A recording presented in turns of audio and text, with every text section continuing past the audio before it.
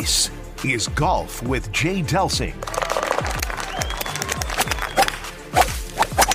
A two-time All-American at UCLA. A participant in nearly 700 PGA Tour events. 7 professional wins to his credit. Over 30 years of professional golf experience. A member of the St. Louis Sports Hall of Fame. This is Golf with Jay Delsing. This is Golf with Jay Delsing on 101 ESPN, coming to you from the CarShield Studios, as always presented by Daugherty Business Solutions. 3 guests coming up in the next 2 hours. We're going to visit with Matt Minder from the Amateur Players Tour, which you can get involved with right here in St. Louis. How about bettering your body for the game of golf? Rick Lehman, one of the top surgeons in the country, will be our guest, and Curt Rohe, Executive Director, Metropolitan Amateur Golf Association, will also stop on by in studio. But first, good morning, Mr. Delsing. How we doing? Danny, I'm doing great, man. Thanks for being with me, and I'm really excited. You know, the Amateur Players Tour and what Matt Minder and his team is doing over there is providing a phenomenal service for our fellow golf, nuts. It's just fantastic.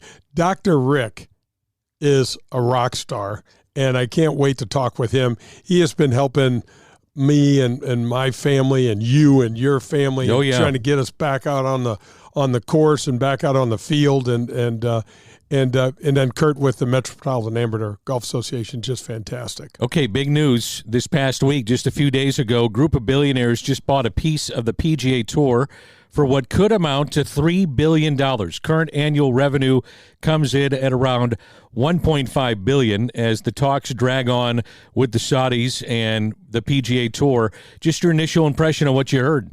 We're going to have a war. It's only going to get worse, Danny. We left the Saudis out. They're out. Liv's still on. I've been texting back and forth with Adam Long. He just sent me the meat of an email that I haven't read yet that the tour players got. I was texting with Brad Faxon this morning.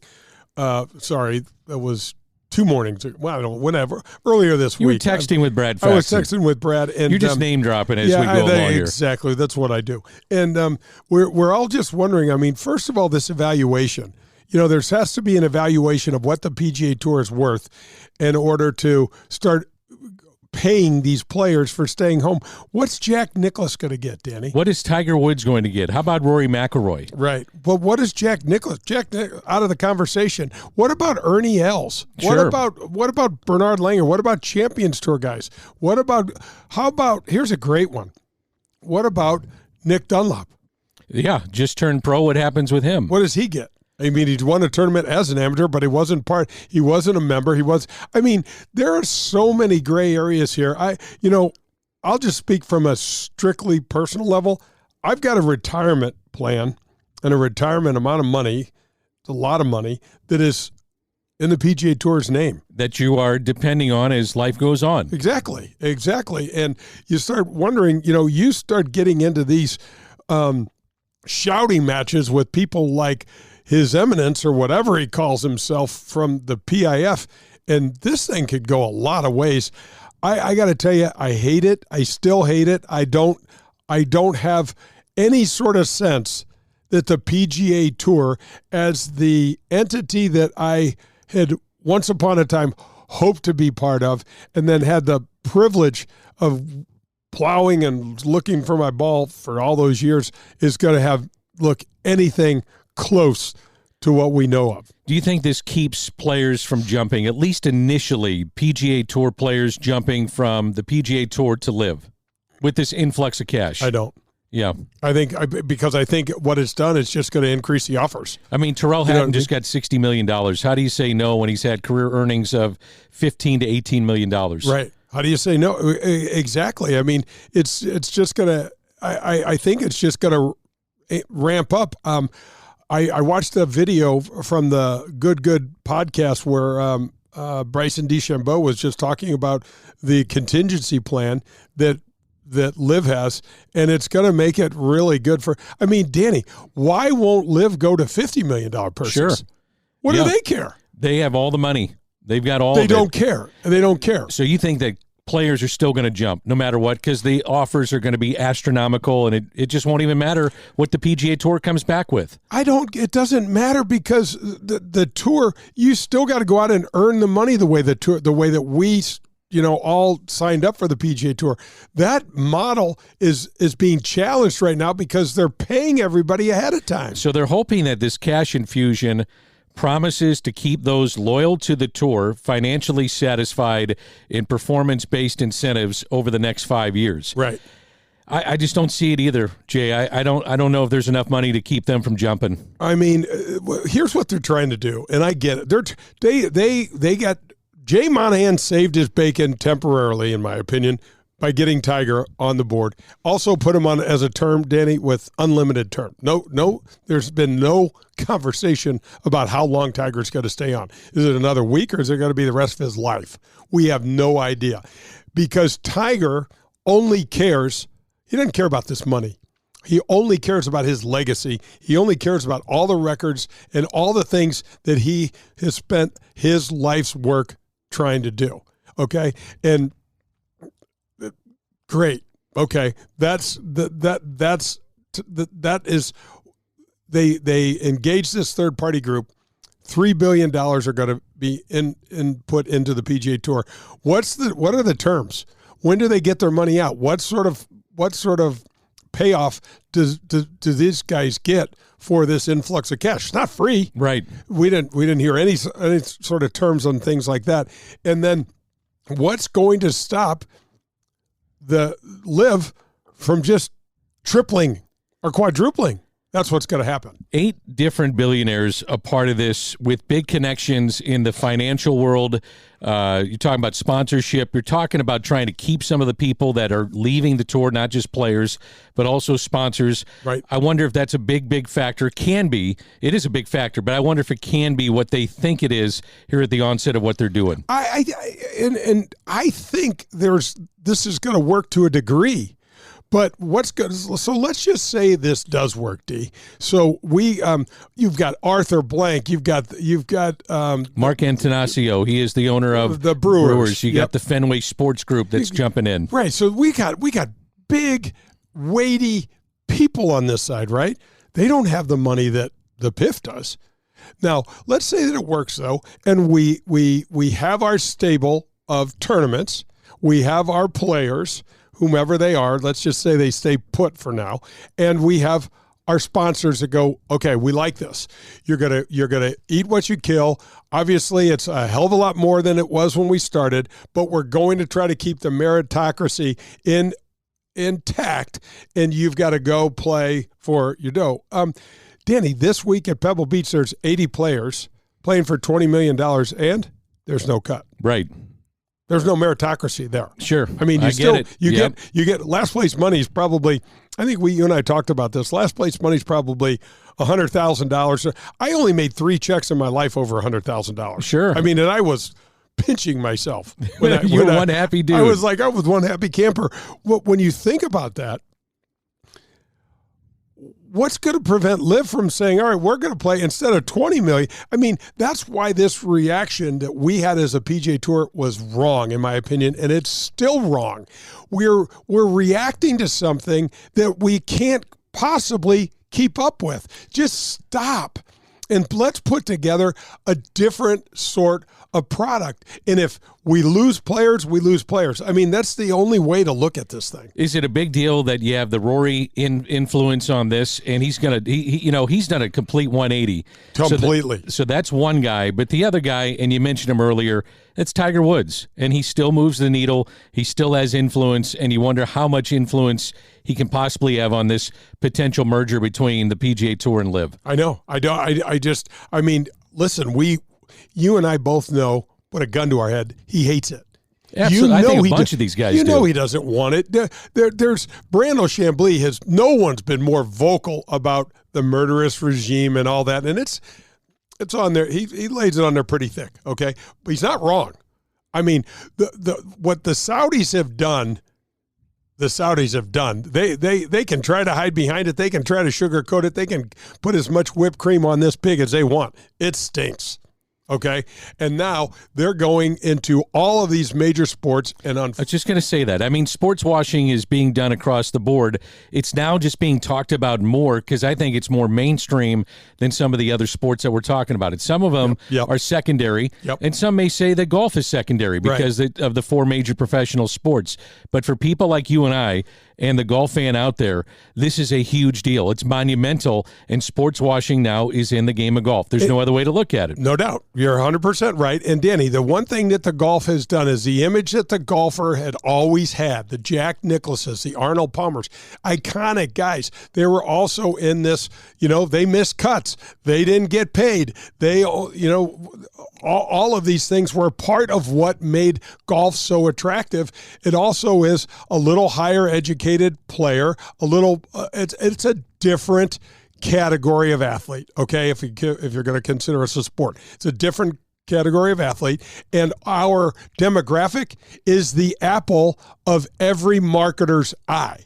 If you look at who listens to golf, who follows golf, these are the guys that every company in the world wants to market to. So you mentioned you've been texting with some current players, former players.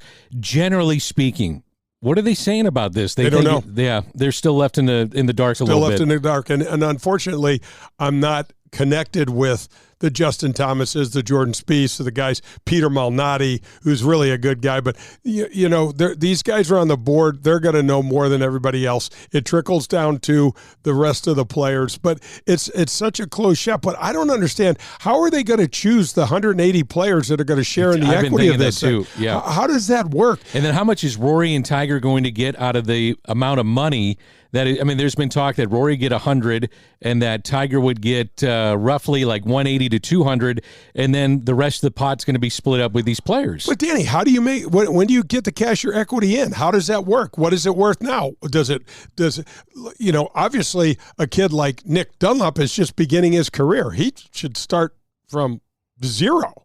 I mean, but when does can he cash it in? I'm sure it's going to be a vesting sort of thing where you got to go a certain number of years. But look, Tiger Woods, arguably in the conversation, is the greatest player of all time. He may never do anything noteworthy again, Danny. I mean, it's really possible. We were talking about him 2 years ago as maybe never playing again. So does a casual fan, are they drawn into LIV now because of some of the bigger names that are involved in this? I do wonder that. I mean, they're starting to become so aggressive with the players that they've gotten to jump. A person like me wants to watch the best players in the world. I'm going to pay attention to LIV. I do too. Now, you're going to get those folks that are going to go, I'm not doing this no matter what. I don't care. The other thing is you got to find them.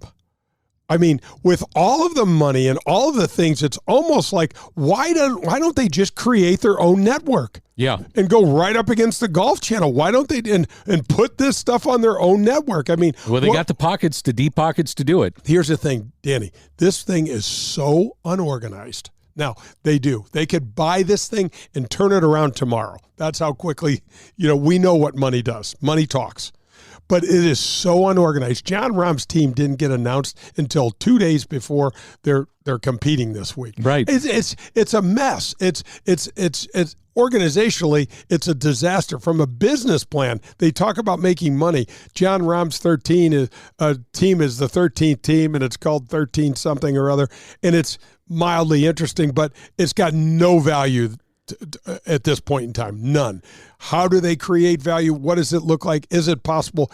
All of that says yes, but Danny, not anytime soon. Not anytime soon. Our guest again, Matt Minder, Amateur Players Tour. He'll be our guest. Rick Lehman, one of the top doctors in St. Louis and nationwide, and Curt Rohe, Executive Director, Metropolitan Amateur Golf Association. All coming up on Golf with Jay Delsing, who, by the way, this past week was named the Ambassador of Golf at the Missouri Athletic Club. So congratulations, and let's tip our cap.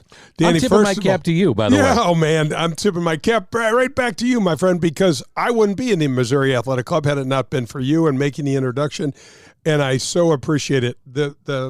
the tip of the cap is brought to you by the Dean Team Volkswagen of Kirkwood, 314-966-0303. I was just over there this week, and they're taking good care of my car. I got these sensors on. I got stuff on my car. I don't even know how to work it. The thing starts going off. These guys are fantastic over there. Anthony and Tom, they're just great in the service department. But we're tipping our cap to the Missouri Athletic Club.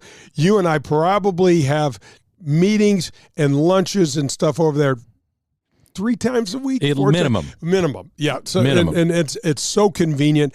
And the West Clubhouse is just absolutely fantastic. We were over there meeting with Rodney, talking about some of the Golf Foundation stuff, their golf kickoff, some things that you and I are going to be much more involved in.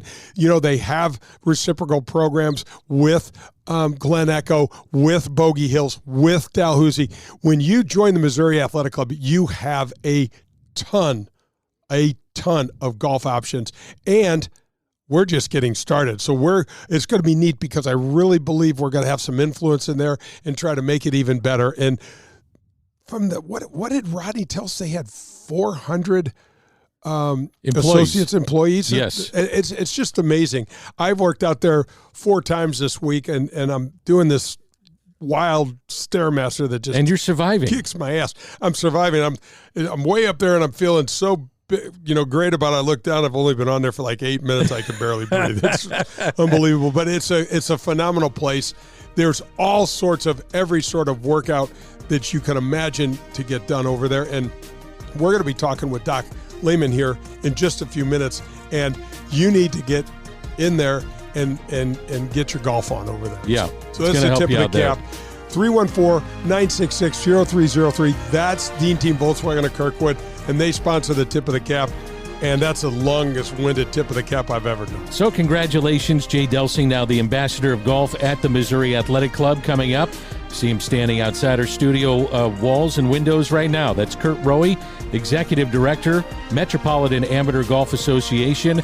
If you have a youngster, you want to tune into this, we'll visit with Curt coming up.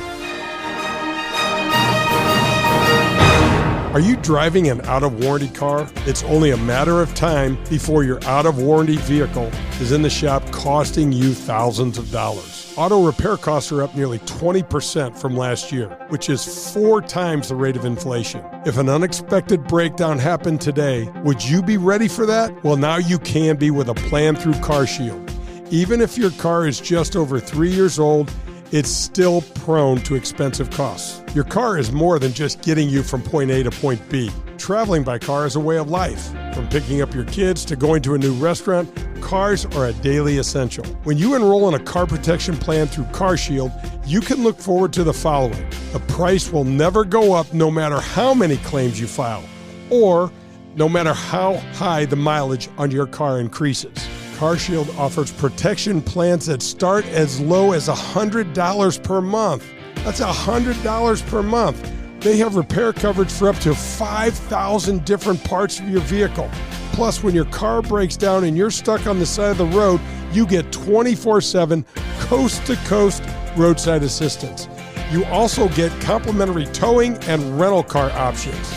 CarShield has my back when my car breaks down, and they can have yours too. Call CarShield today at 800-465-6550 or visit carshield.com. It's CarShield, proud sponsor of the Golf with Jay Delsing show. Get ready to watch the legends of golf up close when they compete at historic Norwood Hills Country Club right here in St. Louis. The Ascension Charity Classic will be back again with some of golf's greatest names. Steve Stricker, Padraig Harrington, John Daly, David Duval, Bernard Langer, Justin Leonard, David Toms, and more will compete returning September 3rd through the 8th. Visit AscensionCharityClassic.com for information. Daugherty Business Solutions has been enhancing the business of our customers for the last 37 years. How do we do it? Through our expertise in technology, better use of data and analytics, artificial intelligence, and machine learning. We roll up our sleeves and collaborate. We build applications and effectively communicate with our partner clients to bring their goals and objectives to the finish line. Our award-winning Access Point program is a community game changer. With nearly 100 students in the program, Mostly young African-American females are making between $55,000 and $60,000 per year right out of high school. That's right, $55,000 to $60,000 a year right after high school graduation. That's when they begin their training. CEO Ron Daugherty believes the talent is equally distributed, but access to that opportunity is not. So here's Access Point, providing more and more opportunity for those in and around our community. It's Daugherty Business Solutions. Hi, this is Peter Jacobson, and you're listening to Golf with Jay Delsing.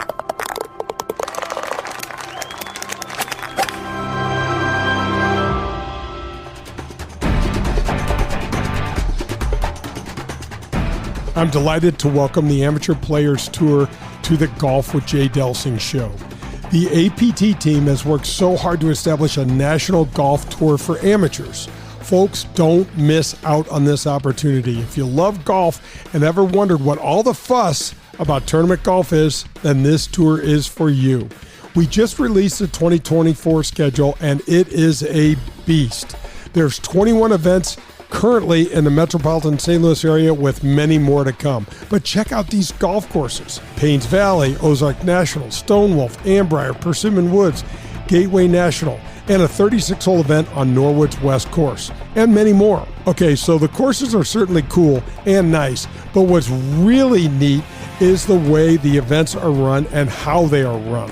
The APT team does a fantastic job of closely monitoring handicaps and ensuring a good and fair competition. There are 5 divisions, a year-long points competition, major championships, elevated events, and much, much more. Right now, there are over 6,000 members in 41 different local chapters across the country, and all that's happened in just over 5 years.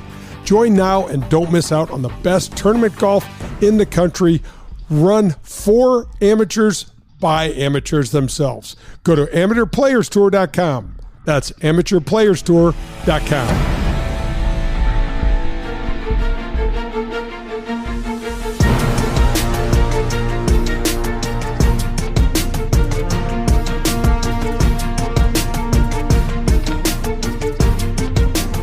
Golf with Jay Delsing rolls on a Sunday morning, and we're presented by Daugherty Business Solutions, coming to you from the Car Shield Studios. Our guest, that's Jay Delsing. I'm Dan McLaughlin. Curt Rohe, Executive Director, Metropolitan Amateur Golf Association, and thanks for stopping in. We appreciate it. Thanks for having me, Jay. Dan, thanks. Appreciate it. Yeah, Happy New Year, man. So, you know, we've had a couple of decent days this past week. We're still a ways off from the good weather, but this is a great time, Curt, to give the folks a little rundown of what they can expect from and let's just talk a little bit about some of the stuff you do, because it's underappreciated, undervalued. We golf nerds love you and appreciate all you do for the game and for us here in town. Well, that's what Danny and I were talking a little bit before. You know, it's always we're always educating people on what the Metropolitan Amateur Golf Association does. In fact, I told them, this morning I've answered 5 emails that came from, from the Missouri Golf Association, that people just, they don't know where they're sending their stuff. But, so the Metropolitan Amateur Golf Association, we're one of the 57 AGAs, is what we're called, Allied Golf Associations around the country. Just like the PGA has their 40 whatever sections around the country, the USGA has 57 AGAs who provide services, licensed to provide services like handicapping, course rating services, and then we conduct several championships throughout the season. So, but we're licensed to do that in the greater St. Louis, central and southern Illinois region. So like St. Louis, we got St. Louis County and kind of the counties that just surround St. Louis County, and then in Illinois, we're actually geographically larger in Illinois than we are in Missouri. We go from Quincy all the way down to Cairo, southern Illinois. So, yeah, so it's the GIN handicap service, which many of your listeners probably are have their handicap through a member club. That member club could be in Norwood Hills, it could be Tapawingo. Then we've got a couple what we call Type 2 clubs that are just online clubs, so they can just go to the Metropolitan website and join and get their handicap index from there. How long have you guys? When was the Metro created? Yeah, so 1992 was the first year that Tom O'Toole and Jim Holkreeve, Mike Corey, they were kind of the founders of the association. So yeah, it was a year ago or 2 years ago we celebrated the 30 years of the Golf Association. Amazing. Which is sounds like a long time, but that's pretty young for golf associations. I mean, a lot of associations out there are over 100 years old, but so 30 years, and so yeah. How much has it grown in the 30 years? Well, it's had its ebb and flows. I mean, I remember, so I started in '98 as an intern, and I came back in 2001 full time. So I've been here, I'm going my 23rd season. There was a peak in the 2009 era, somewhere around there, and then we saw a decline, just like like the housing industry, all these different things. One thing that kind of declined it was from a membership. We say membership, it's those that are on handicap with us and our member clubs. Member clubs kind of stayed, but the individual memberships, it ebbs and flows. Now we're seeing a peak. I mean, the last 2 years we've seen 11 and 14% increases. Wow. Really since COVID. I think you guys have all probably talked about that, what COVID's done for the game, and it's helped us as well. We're seeing strong increases. Absolutely. And who would have thought a dang global pandemic would do this for the game we love so much? So let's talk a little bit about the schedule. What you guys what can we look forward to this year? Yes, we have another great schedule. Probably our the highlight of the year is the 34th Metropolitan Amateur Championship, which we feel is the major amateur championship in our area. But we're at Belle Reve this year for the nice. Championship. So yeah, we're excited to be back there. It's been 15 years, 2009 since the last time we were there. So that's certainly that's the highlight, and that's our Masters. Every season is that championship. When is that, Curt? That's August 1st, 2nd, 3rd. So it always ends on that first Saturday in August. So okay. So that's a big one. What are your days like in the summer?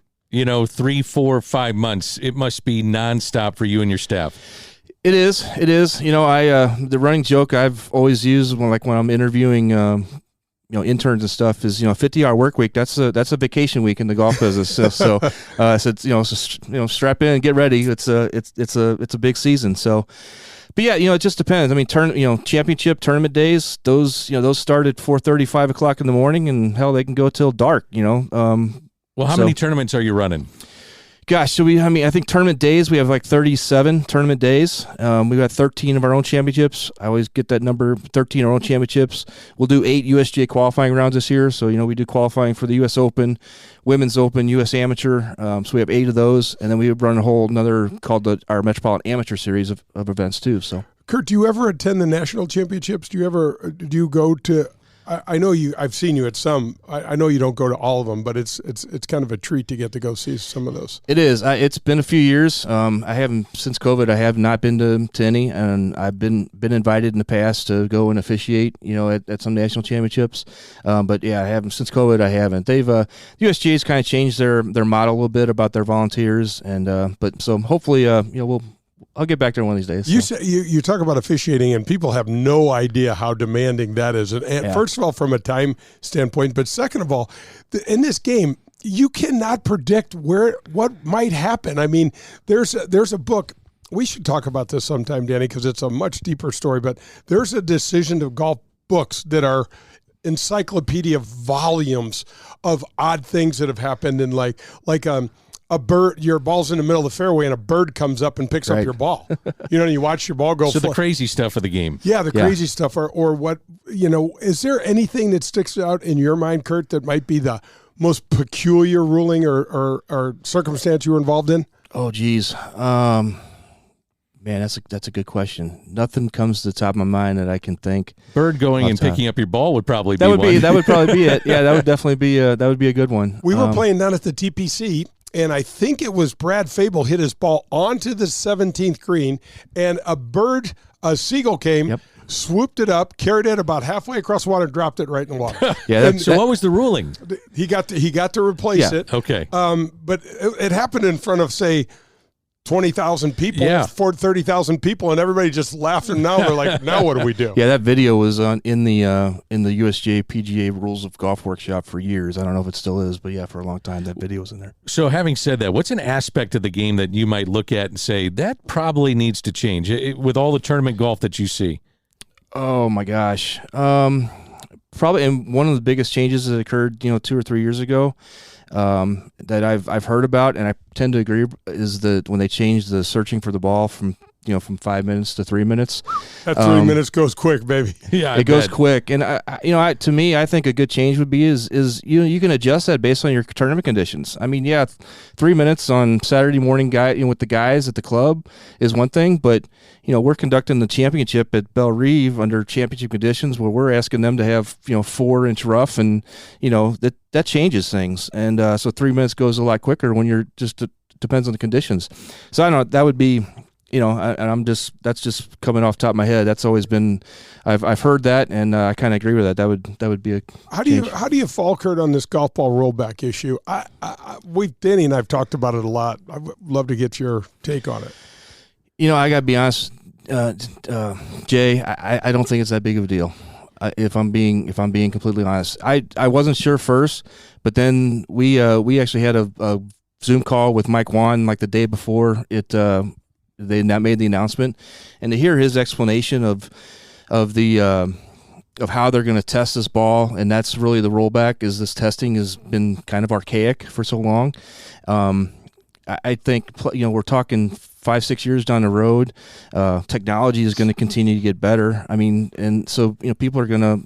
The technology is going to get better. They're going to keep hitting it a little further. So by 6-7 years, whatever it is, 2028.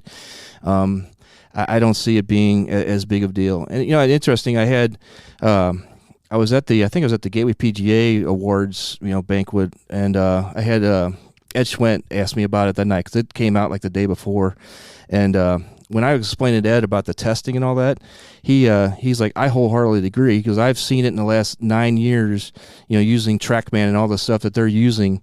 He said. He's seen golfers that should not be having. I think he used the smash factor. And I'm not a teacher, so I don't know. Yeah. But guys with slow swing speeds, all of a sudden their smash factor is way off the charts, and he's like, "It's ridiculous. They shouldn't be hitting." So that was a proponent of the change. So anyway, I just think by the time we get to 2028, it's not going to be as big a deal. Yeah, it's interesting. It's really interesting. Curt Rohe is the executive director, Metropolitan Amateur Golf Association. So there's people listening to this wondering, how do I get into tournaments in age ranges for my kids maybe too? Absolutely. The best metga.org is our website. Registration's open for everything on March 5th this year, but go check that out. I mean, we've got championships for juniors as sit here and talk with Danny, and his daughter is our reigning junior champion, the Metropolitan Junior Champion. She got some hardware. Yeah, that's right. That's right. Got some hardware. Two-time junior champion. Yeah. So our junior championship, and we started. It's basically 19 under. We kind of go down to 11 as kind of the youngest, which actually we have a major kind of big change in our junior championship this year. We're actually going to a 54-hole championship this year from 36, and that's got a whole because of world golf rankings. We're doing that, so it gets recognized on world golf rankings. But yeah, so I mean, all the parameters are on there. The first thing for Metropolitan Championships is you have to be a member. And we say you're a member, you have a handicap, a GIN number that's active through one of our member clubs. That's the first step in eligibility, and then everything will have some kind of handicap limit, this and that. But we have a women's championship, we have a senior championship.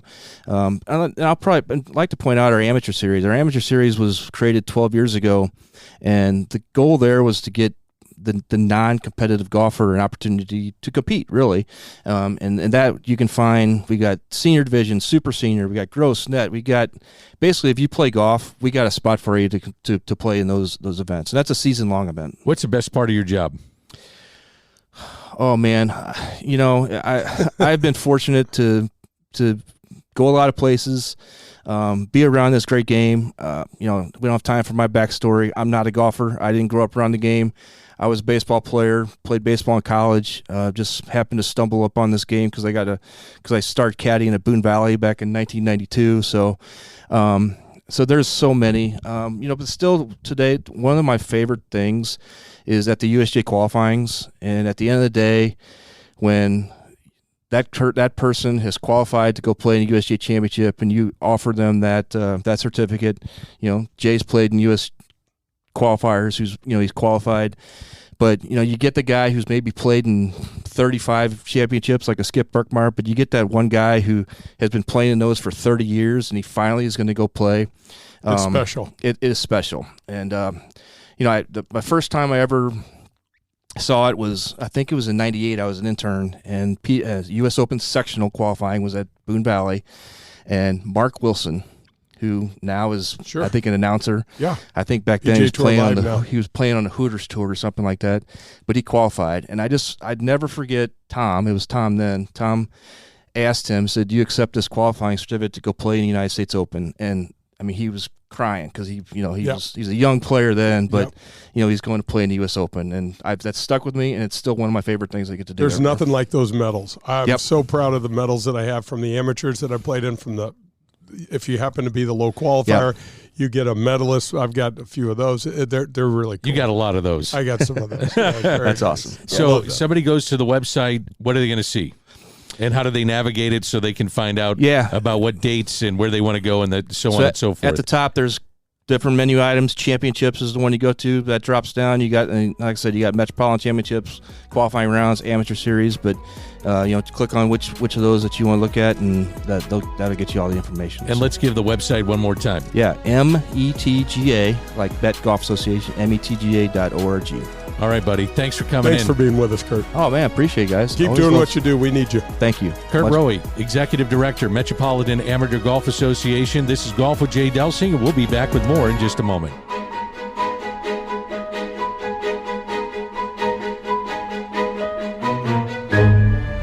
Okay, so you've been hearing me talk about one of our community's greatest contributors and most philanthropically inclined companies. Yes, of course, I'm talking about Marcone, the largest distributors of General Electric appliance parts in North America. Did you know that Marcone is also the largest and most trusted supplier of commercial and residential appliance parts, HVAC, plumbing, commercial kitchens, pools, and spas? Also, all of that in North America. Their most recent endeavor, the Wreaths Across America program, was a huge success. In case you don't recall, 10,000 wreaths were placed on the grave sites of our fallen heroes across several of our veteran cemeteries around our great country. Marcone is committed to supporting our first responders, all of the branches of the military and service for our military, and our police and firefighters. Marcone, here for you and your family as well as your community. That's Marcone. This is Chris Nagel.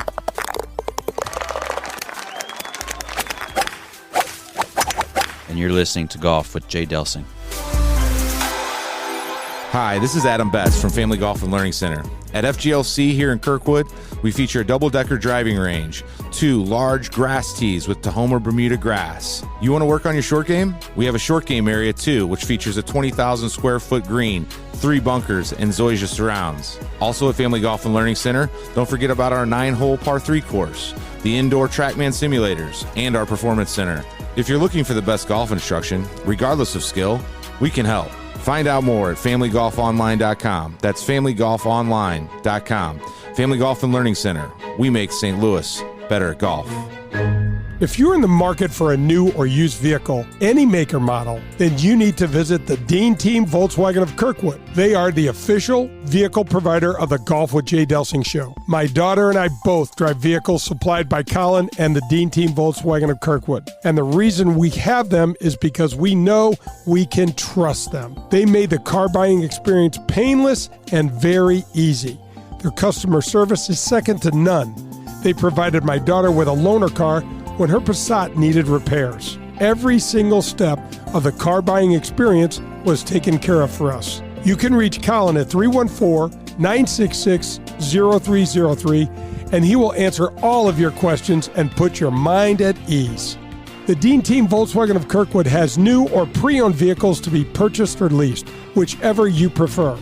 Once you visit the Dean Team Volkswagen on Manchester and Kirkwood, you'll become a customer for life because they'll treat you like family. The Dean Team Volkswagen of Kirkwood, the official vehicle provider of the Golf with Jay Delsing show.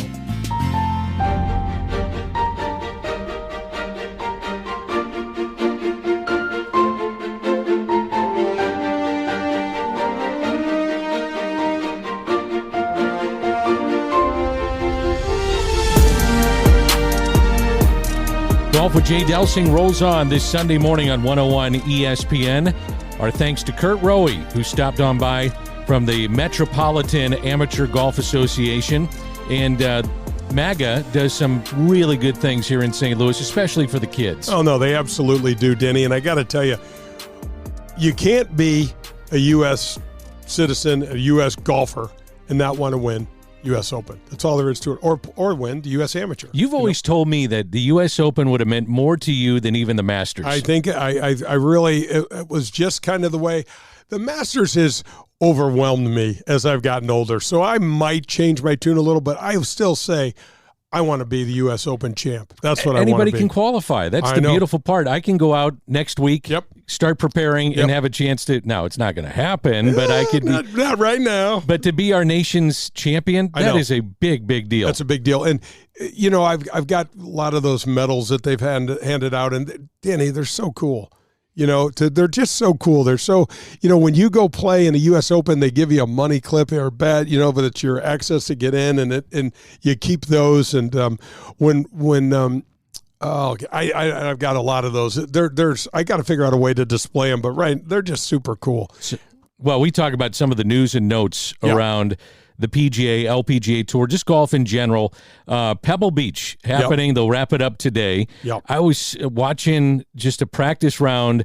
I guess it was Wednesday. There were 55-mile-an-hour winds. I played out there, Danny, one time where the wind was blowing 48 miles an hour. And on number 6, it's a par 5, in the practice round, I hit driver, hit a 4-iron on the green.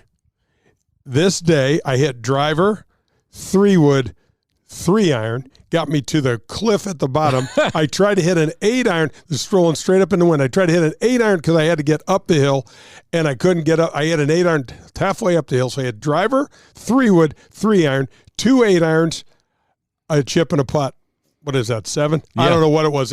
But you were probably in the same boat as so many other players, and you hit the ball long, so you might have been in better shape. It was crazy. It was absolutely crazy. Then we got to the next hole, and number 7 is 98 yards, and I hit a 7-iron. 98 yards with a 98 yards. So let's think about this. Back in the day, you're hitting your 7-iron how far? Oh, 175, 180. So you're talking about an 80 to 85 yard difference. I took my swing, and I'm like, I really can't believe, because, I mean, your eyes are looking at it, but there's so much wind, and there's nothing. It's just ocean. And I remember taking this thing back, and I'm like, just go for it, man. So I just drilled this thing. I'm like, that thing's going to go out to Maui, you know?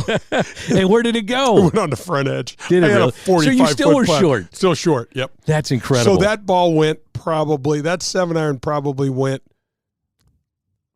82 yards. Wow. Like that. Yeah, it was pretty But isn't that amazing. The beauty of it, though? That's what makes it so much fun. You throw your yardage book away. Now the other thing that happens is you turn downwind, and it's insane how far the ball goes. So what would you have been hitting with those winds if they were behind your back? So we got to 18, and I screwed this up. But here's what I got up on 18, and I hit a driver, and I hit it left of the pines on a good line, and it went out of bounds. Wow! It went at least 400 yards.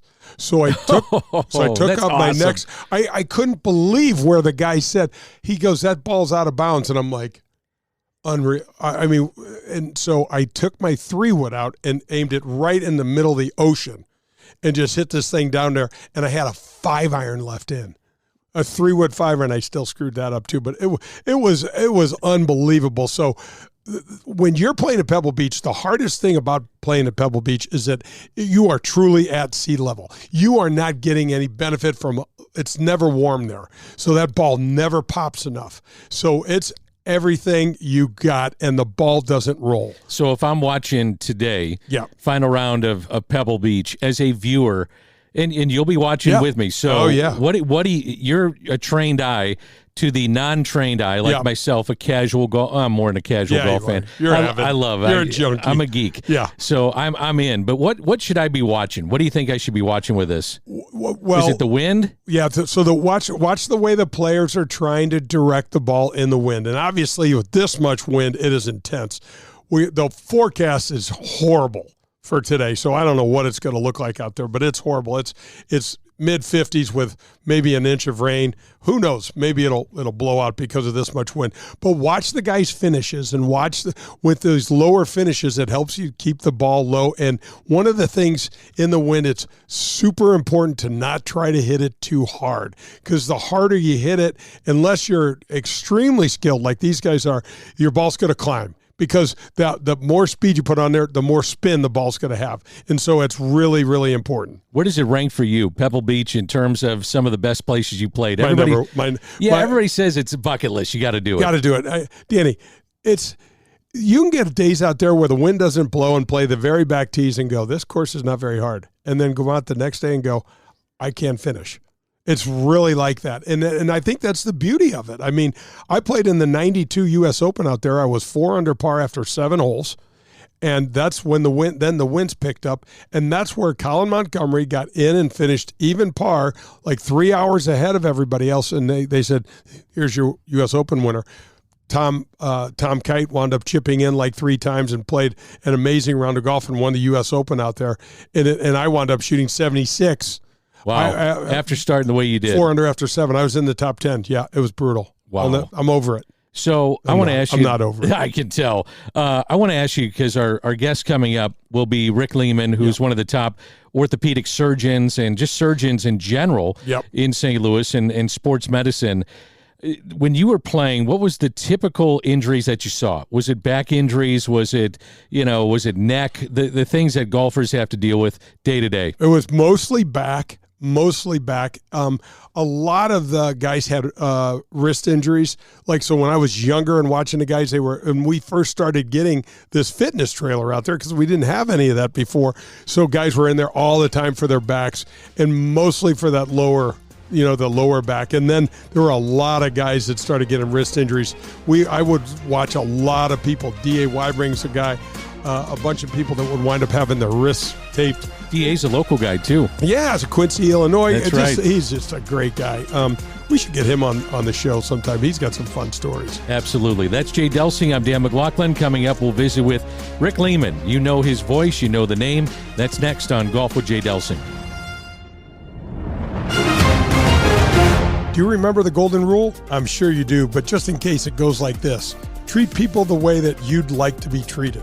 At People's National Bank, that one statement is the cornerstone of what this bank is all about. Locally owned, with 23 locations in Southern Illinois and the metropolitan St. Louis area, People's National Bank parlays a robust menu of commercial or personal banking services you could possibly need with a friendly yet hardworking Midwestern attitude. Maybe you just want to do business with a bank whose entire team lives in the same neighborhoods as we do. If you're like me and doing business with someone you trust is important to you, then People's National Bank is the bank for you. Jason Rantham, local president, is here for you to call, and he'll answer any questions you may have. His personal cell is 314-974-2243. You can also find us online at peoplesnationalbank.com. People's National Bank is here for all of your banking needs. This is Adam Betts from Family Golf and Learning Center located in Kirkwood. Our motto is play your best golf. We have the best instruction for every skill level. 2 female instructors along with our 8 PGA instructors. We're there for the kids and the adults who are starting to play and trying to refine their game. Family Golf and Learning Center features a double-decker driving range, grass tees, and a short game area, along with indoor simulators and a performance center. That's not all. Don't forget about our Back Nine Bar and Grill. Find out how we can help you and your family. Head to familygolfonline.com. That's familygolfonline.com. It's Family Golf and Learning Center, where we make St. Louis better at golf. Powers Insurance and Risk Management is a family-owned local business that's been helping our community for over 200 years. In the always confusing world of insurance, Powers Insurance provides clarity, exceptional service, and the latest in cutting-edge products to deliver the highest quality in property and casualty coverage, as well as strategic planning consultation services. Powers Insurance and Risk Management will partner with you. That's right, partner with you to customize the right coverage for you and your family. Tim Davis, the Chief Operations Officer, will personally sit down and talk you through the ins and outs of your policies. They are experts at helping you control your workplace expenses and helping to guarantee the safety of you and your employees and their needs. You can visit them at powersinsurance.com. That's powersinsurance.com for all of your insurance needs. Hey, St. Louis, Eddie McVeigh here from Maggie O'Brien's. When you head downtown for a concert or cards or blues game, and now for the St. Louis City soccer game, please come see us at Maggie O'Brien's before and after your event. Take our shuttle to and from or stay in-house and watch your favorite team on our multiple high-def TVs. We look forward to seeing you soon at one of our 2 locations in Sunset Hills on South Lindbergh or downtown at the corner of Market and 20th Street. Union Station is next to us. Hey, this is Jay Delsing, and we golfers are always looking for ways to improve our games. For me, that means I want the very best and the very latest in equipment and in technology. The place for me is Pro-Am Golf in Brentwood. Tom DeGrand opened Pro-Am Golf Center in 1975, and ever since then, he and his family have provided St. Louis with the finest in golf equipment, instruction, and the latest in the ever-changing world of golf technology. Whether you are a scratch golfer looking to find the latest in rangefinders or a newcomer looking to find your first set of clubs, Pro-Am Golf has just what you're looking for. You say you're looking to get yourself custom fitted for a new set of clubs? You need to call TJ. He has fit me personally, and he is the best in town. If you mention my name, CJ will take 50% off the already low fitting price. So if you need anything from golf balls to a new pair of shoes or a lesson from Tom, who, by the way, has been helping St. Louisans play better golf for over 45 years, Pro-Am Golf in Brentwood is the place for you. You can also visit them at proamusa.com. That's Pro-Am Golf.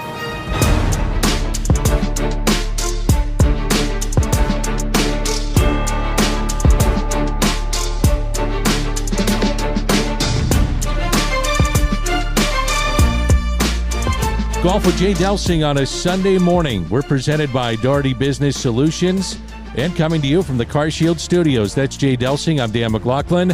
And Jay, we have a guest on that has helped both of us the best in terms of our bodies and surgeries and various things that happen in the game of golf. Dr. Rick Lehman, and you hear his name and hear him on the air all over the place. But, Doc, we want to get into golf-specific things with you, and thanks for joining us. We appreciate it. Hey, thank you for having me on. I appreciate it as well. Doc, I've done my best to try to keep you busy. You're one of the busiest guys I know, but I so appreciate all the help. We're working on this hip that I have right now. It's just, I think the warranty is up on this body, Doc. I think I need to just throw the towel in.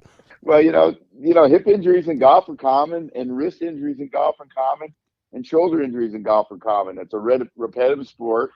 No one knows that better than you guys, and you can't do something all day long for 5 or 6 hours, drive your car, lift weights, play golf, and expect everything to work perfect. So I think you're right. Doc, there's a price to pay for everything, and we know that. And let's talk a little bit about the modern game. You're a sportsman. Man, I love coming into your office looking at all of the picks and the memorabilia, and your career is storied. When you talk about what Tiger's done for the game and brought all his speed and power, we really haven't seen the total fallout on the toll it's going to take on people's bodies yet, have we? No, first of all, the game has completely changed, and you're 100% correct. So back in the day, maybe you were a little overweight, no one was lifting weights, and no one was doing any supplements, there really wasn't any ancillary training, and then all of a sudden, Tiger gets on the scene, and then you have all these guys now, all these guys that are just getting ripped up, and they're just big, and it's become a game truly of strength, and not just finesse and not just cardio. And so what's happened is you see these guys just crunching the ball, and they're in the gym, and they're just a different body habit. So you hit it on the head. What's going to happen in 10 years? What's the payout, and what is going to be the repercussions of that payout? And we don't know, but I think you're going to see a high incidence of rotator cuff injuries. I think you're going to see guys with severe back problems, i.e. Tiger, and you're going to see guys with lower extremity injuries, knee injuries, etc., because you just can't drive through the ball, hit that hard, and expect that it's free. You mentioned some of the injuries that you get. What are the most common injuries that you see with golfers that come through the doors with Rick Lehman? Because I'm assuming it's not only those, but some of the others that you may see. Well, I think a lot of the golfers we see have back problems. And again, if you think about it, the rotation of the back is a big problem. And I think the second biggest is wrist injuries. And we see a lot of wrist injuries. And I'm talking about high-level golfers, not the guy going out playing once or twice a week. And I think that what we're going to see in the future, or we're going to start to see lower extremity injuries because, and even at the younger age, I got kids 17, 18, same thing. They're buffing up. They're big. Maybe they're on some supplements. They're crunching the ball because they're watching these PGA golfers and they're saying, hey, if they're going to do it, I'm going to do it. So again, we're going to start to see a significant number of knee injuries because it is a rotational sport. I think we're going to also really start to see thoracic spine. So, we see a lot of lower back problems, degenerative arthritis, herniated disc, etc. And we've had good success PRP, injecting those with this PRP, but I think you're going to start to see this work its way up the spine. Doc, that PRP, that protein-rich plasma, that has really been something. What is that? Probably the last 5 or 10 years, or has it been going on longer than that? Well, I think Tiger did it about 8 years ago, and he kind of set the tone for golfers. We've been doing it in our pitchers for Tommy John injuries, ulnar collateral ligament injuries, and I think it's a work in progress. So we're getting smarter and smarter. We're using umbilical stem cells and placental stem cells, which are immature cells. So the PRP has really gotten more and more sophisticated, and I think there's a lot of growth potential, to get Jay Delsing's blood products to heal Jay Delsing. Is that going to work, you think, Doc? I mean, I'm telling you. That's a lot of Jay Delsing. That's a problem, Doc. Doc, I'm curious about who are the people that walk through your doors the most? What athletes do you see the most? Well, my practice is heavily weighted in track and field and heavily weighted in NFL. So we see a lot of high school, a lot of college football players, and we actually see track athletes. I mean, we see all the pro track athletes, all the Olympic track athletes, but we see track athletes from all over the Midwest and all over the country. So I would say who's going to get hurt? Women volleyball players, male football players, male basketball players, and women basketball players. That's the biggest number. And then, like I said, we're a little overweighted in track and field just because of the reputation. Doc, I'd love to get your opinion on this. We had Jack Nicklaus on the show, Tom Watson, some of the more icon guys from years back, and they talked about these sport-specific, how the young kids are playing one sport all the time, and how Jack and Tom specifically said they thought that was just a horrible idea. Can you weigh in on that? Because I can just tell you, when you mentioned women volleyball players, my daughter Brennan played D1 volleyball at Fordham, and at one point in time on her volleyball team, there were 9 girls having knee surgery. So this is the biggest problem. And I think Danny Mack and I have talked about this in the past. And one of the biggest things is your kid will come in, he's 11 years old, and he's a left-handed relief pitcher. You're like, what? I mean, that's insane. So I think what we have to do is we have to play all the sports. So you have kids, and they're going to isolate playing baseball or tennis, swimming. It doesn't matter. And it's the same muscle group over and over and over. Some of these kids might play on 2 or 3 teams. They have a pitching lesson once a week, and it's just overuse. And tennis, golf, swimming, they're no different. So these kids are in the pool crazy hours instead of every season playing a different sport. So you can imagine you're going to use different muscle groups. You're going to completely change the injury pattern if you're going to play a little baseball, a little football, maybe some hoops, whatever, and you're not going to continually overloading. And I think those two guys are 100% correct. I think we're just driving the same car part day in and day out, and it's going to fail, and that's what we're seeing. And that's why we're doing Tommy John surgeries on kids that are 12 and 13 years old, because they've already used up their quantum of elbow problems. And you're going to see it in golf as well. These little kids that are just out there day in and day out, they're playing tournaments, they're practicing, they have lessons. It's just too much. So just imagine taking a season off every year, or maybe playing 2 or 3 different sports. And if you talk to NFL scouts, they want to see the Patrick Mahomes, who was a good pitcher, can hoop, etc. Dr. Rick Lehman is our guest. It's Golf with Jay Delsing on 101 ESPN. Doc, for a lot of golfers obviously listening to this show, how do you avoid injury as much as you possibly can? What are some of the things that you can do to try to avoid injury? Well, I think the biggest thing is you have to get on off the course program. So you got to work on your back, and we can give you a back program, but these programs are unbelievably successful in minimizing stress in the low back. And then it's a little bit sport specific. So for golfers, a lot of shoulder exercises, and these things can take you 10 or 15 minutes. It sounds like it's, an all day event, but you can spend 10 or 15 minutes, 2-3 days a week, and you're going to decrease 65 to 70% of injuries. And that's been shown over and over and over again. And that is the number. So it's rotator cuff programs, low back programs, strengthening, mid-trunk strengthening, and those are planks, things that everybody can do. You can do them at home. And then you want to get on programs that nobody does, and these are exercises for your wrist. And they're very simple, but we're seeing a lot of overload and wrist injuries, and those are almost 100% preventable with a good home program. Why do you see wrist injuries in golf? Well, I think there's just so much rotation when you hit a golf ball. Where does the rubber hit the road? It hits the road where your hand holds a golf club. So reverberations, rotational stress, and it's no different for tennis players or anybody that's repetitively using their wrist. You actually see it in volleyball players and some of the spikers, same thing, just a lot of high energy impact in the wrist. So golf is a tough sport. Where your hand position is, and you guys know this better than anybody, how stress is dissipated in your wrist, how the club feels in your hand, so you're not getting that reverberation. All that adds up when you think about the number of strokes in anybody's armamentarium every day. Doc, the other thing that people forget is it with each, especially, well, really only your iron swings, but we've seen some amateurs vary off of this, but every time you're striking the ball with an iron, you're taking a piece of the earth out with you. Think about that. The ground's not moving, and you're ripping into that at 100 miles an hour. There's a price to be paid. 100%. And again, you put it pretty well. And where's all that stress dissipated? It's dissipated in your hand and your wrist.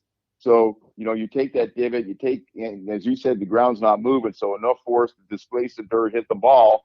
And if you measure that, that's a lot of force through the upper extremity. So again, wrist injuries are common. No one really talks about it, but if you're a sports guy and you see it day in and day out, a lot of these young kids I'm putting on programs, they're squeezing balls, we're doing these wrist exercises, and we're really shutting down a lot of these injuries.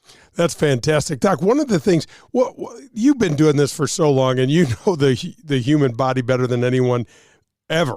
What is the reason, why can't we get people to do exercises? Why, when they know it's good for them, you're literally talking about a commitment of, seriously, Doc, if you put a program together for John Q. Public for wrist, shoulder, and back, it wouldn't take him more than 15 minutes a day, would it? It takes about 15 minutes. You do it 2-3 times a week. You don't have to do it every day, but you do have to do it every week. And the number of the percentage of people that will follow that program is under 20%. So you give 100 people the exercises, and the number is 18 to 19 people will do the exercises. They're also the people that get up and stretch in the morning and religiously practice the piano and never forget to brush their teeth. They're perfect. But the number of people that follow these exercise programs is unbelievably low. And I think people get busy and, they just, but I think once you start it and it's part of your program, you're going to do it. I think it's just initiating that program. And if you stick with it for a couple of months, it becomes part of your life, you're going to do it. But I think you're 100% correct. The percentage of people that follow through is unquestionably low. Jay has said that you've been doing this forever, and you've been doing it a long time. So give our listeners an idea of some of the biggest names in sports that you have worked with over the years. I've been so blessed. Wayne Gretzky, Jackie Joyner-Kersee,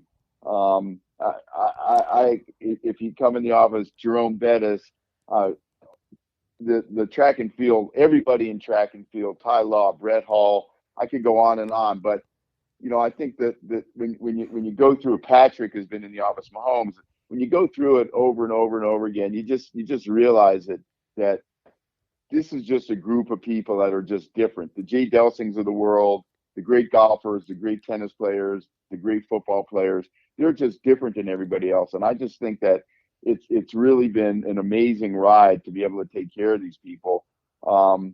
We may be seeing the basketball player from Philadelphia, the agent called, who just hurt his knee last night or 2 nights ago, Embiid. So we've been blessed, and it's you're going to need a bigger facility, Doc. If he comes in there, man, that's just one large human being. Well, so Doc, how long? Let's just give a quick, because you've got in. I know that there's Jackie Joyner in the track. Oh my gosh, there's got to be 15 to 30 track Olympians holding medals and gold medals and smiling and on your office, but you've got hockey roots as well. You've got all the bases covered in almost all the sports. Well, yeah, no, we have. We treated NBA basketball players throughout the years. We treat probably heavily weighted in the NFL, so a lot of NFL football players. And when the Rams were here, we would see them on a routine basis. So absolutely. And we continue to see a lot of Major League Baseball players. So I think that what happens is word gets out, somebody has a good result, and they say, hey, go see this guy in St. Louis. And these guys fly in. And, from the Ray Langfords back in the day to more recently, we've been very lucky. And again, the other thing we see, which is crazy, is we see a lot of European soccer players. We have a relationship with Manchester, and they send a lot of kids over, which is a long way to go for them. So, we kind of cover the bases pretty well over the years. Is the best part of your job is when these players or these athletes come back and say, you know what, Doc, you got me back on the field. Thank you for what you've done. The greatest, absolutely. So I'll give you a very short story. We started taking care of this girl, Sydney McLaughlin. She's a 400-meter, and you can Google her. She's a 400-meter hurdler. Last year, she broke the world's record 3 times. Bobby Kirsten and I started looking after her probably about a year and a half ago. She broke the world's record 3 times, and she sends a picture with 2 gold medals and this most unbelievable note. And, that's really, you don't even need to get paid. You get something like that in the mail, and you're like, wow, it's all worth it. Or you turn on your TV and you see somebody just operated on, score a touchdown in the NFL. And, that's really all you need. Absolutely. Dr. Rick Lehman has been our guest. And, Doc, what's the best way for folks to get a hold of you? Yeah, I appreciate that. So the U.S. Center for Sports Medicine, phone number is 314-909-1666. And if you have a question or you just, need something, or, hey, what about an exercise program, call us and we'll work through it. Doc, you have been great. Not only my daughters, myself, the whole thing. Thanks for jumping on with us. We got to stay in better touch with you because we love your information, love getting to chat with you. Oh, I love it. You guys take care and have a great weekend. You bet. That is Dr. Rick Lehman. Again, the number 314-909-1666. Pretty amazing stuff. He's terrific. This is Jay Delsing's show. It's called Golf with Jay Delsing on 101 ESPN. Redbird Heating and Cooling sponsors the Veterans Vocational Apprenticeship Program. Jed Dickinson, CEO and retired Navy man, will teach, mentor, and sign off on educational and mechanical work hours to help you get fully licensed while you work and get paid for the company. What a great way to launch your career as a fully licensed HVAC specialist. Call Redbird Heating and Cooling today. That's 314-320-9507. That's Redbird Heating and Cooling. For the best in Italian cuisine in St. Louis, look no further than Paul Manno's, located in Chesterfield.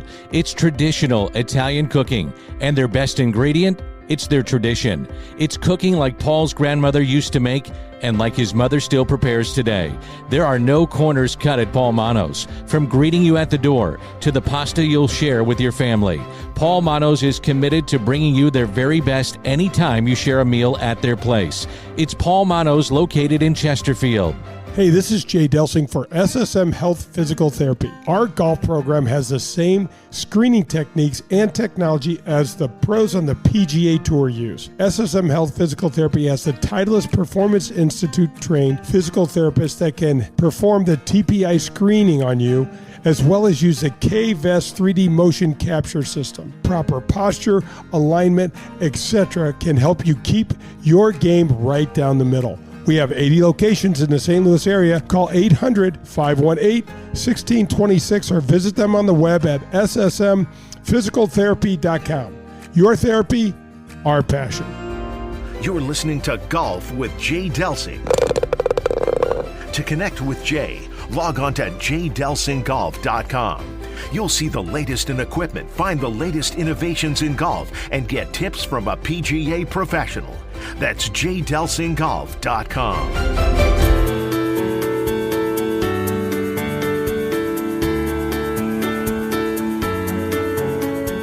Along with Jay Delsing, I'm Dan McLaughlin. It's Golf with Jay Delsing, presented by Daugherty Business Solutions. Rolls on here on 101 ESPN as we come to you from the CarShield studios. Always fun to visit with Rick Lehman. Makes you think about the medicine and sports side and how they come together in this day and age of sports, how much it's changed, and how much a golfer goes through in terms of the torque, back, wrist, which you talked about prior to our interview with Rick, and he brought that up. But there's a lot to think about that goes into the sports medicine side of a golfer. Oh, absolutely. You know what's so cool about Rick is so accomplished, but I really feel like he flies under the radar. You know, and here's a guy, he's got his main office out in Kirkwood, and he's so connected in the world of sports. And I know he mentioned the track athletes. There's pictures of Jackie Joyner, Kersey, and Rob Gersten, those guys all over the walls, but he's got, you know, Marshall Falk, Kurt Warner, Brad Hall. I mean, it goes up and down in all sorts of different sports. And it's so nice for someone like me to have such a professional like him to help you out when things aren't going well. I would imagine a lot of the things he said resonated with you when you were playing every single week on the PGA Tour in terms of stretching and various things you have to do just to stay on tour. Yeah, no doubt. And I mean, we talked a little bit about the way the tour's changed, and back in the day it was overweight guys that were really good athletes. And I mean, Danny, we were basically told do not lift weights because it'll screw up your swing. And then Tiger Woods comes along, and I told you that story of him on the range at Disney where an hour before he got to the golf course, he bench pressed 300 pounds. That's incredible. So he was working out before he'd go play, which I find really interesting because you can get tired. Yep. Club could feel different in your hands. Yep. All those things could come to mind. Also, absolutely. And also he'd run 6 miles. Before. So then you probably have 6.5, 7 miles that you walk? Easy, depending on the course. Somewhere between probably 6.5 and 10, because the course is the course, but then you have the length between a green and the next tee. That's never considered in there. And then if you ever watch a tournament, this will be something to watch today at Pebble. Hopefully we get this in. Watch how much movement around the greens, a typical... I was just going to ask you about that, yeah. Dude, I think we walk around the green like about 3 a mile. times. Yeah, like 3 times a green while it's kind of nervous energy. You're getting a different angle on your putt while the other guy's putting and all that other. It's just weird. Yeah, Rick is really interesting in terms of just how many people he has helped, big names, but also helping youth. I've heard him talk, and he mentioned it in the interview, just how many high school kids he has helped along the way. There's a ton. He's got a heart for this stuff, Danny. He does. And I mean, he just said he had Pat Mahomes in the office earlier. I guess it was in 2023. So, yeah, I mean, he's got that reputation. It's well-earned, well-deserved. He, I think at one point in time, wasn't he part of the ownership of the Tampa Bay? Yeah, Tampa Bay Lightning. Tampa Bay Lightning, I think. And so Doc's just, first of all, a great guy, great human, sports lover, and man, you just walk in there and you know he just cares deeply. It might have been the Florida Panthers when either one of those teams down south. I know. You know how we We're are. having senior show. moments. Yeah, exactly. And we got the right state. That's all. And that the right sport. We know it was. We hockey. know it was hockey. Yeah. Let's move on. Netflix Behind the Scenes Look at Golf will feature as we go around the PGA and LPGA, and in this case, a little bit of LIV. It's going to feature Rory, JT, Ricky Fowler, Luke Donald, Zach Johnson. Those are just some of the names. I think it's good for golf. I wish they did it even more throughout the season. I agree. I think it's fun. I mean, you're talking about the stars, though. I mean, you're like, I would love them to. Why don't they follow the guy that's flying Southwest? That's, seriously, not a private plane. That's, why not a private plane? Why not get into that as well? I mean, that's grinding. Yeah, because what these guys and the amount of money, especially Rory, is making, it's not relatable. It's not relatable. I mean, and Ricky Fowler is one of my favorites. The guy is such a true blue good guy, but he slaughters it, man. It's like a marketing genius off the course. I mean, I think his rookie year on the PGA Tour, Danny, I think he made like $10 million off incredible. The course. And this was 15 years ago when he was a kid. Is there a guy you want to watch on this?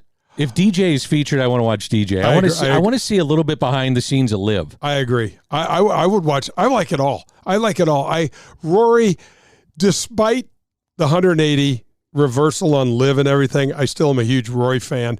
I think he gives the most genuine interviews. I think he speaks from the heart. I think, he's all over the place. I mean, he is. He's all over the place. He's talking out of both sides of his mouth, and he's being sincere about it. He's changed his mind, and it's crazy. Jay at jdelsinggolf.com. If you'd like to email us, we'll go through some emails later in the show. But coming up, it is Matt Minder, Amateur Players Tour. If you want to compete this summer, make sure you listen into this interview. He is standing outside our studio. He'll join us in studio, and that's next on this Sunday morning on 101 ESPN.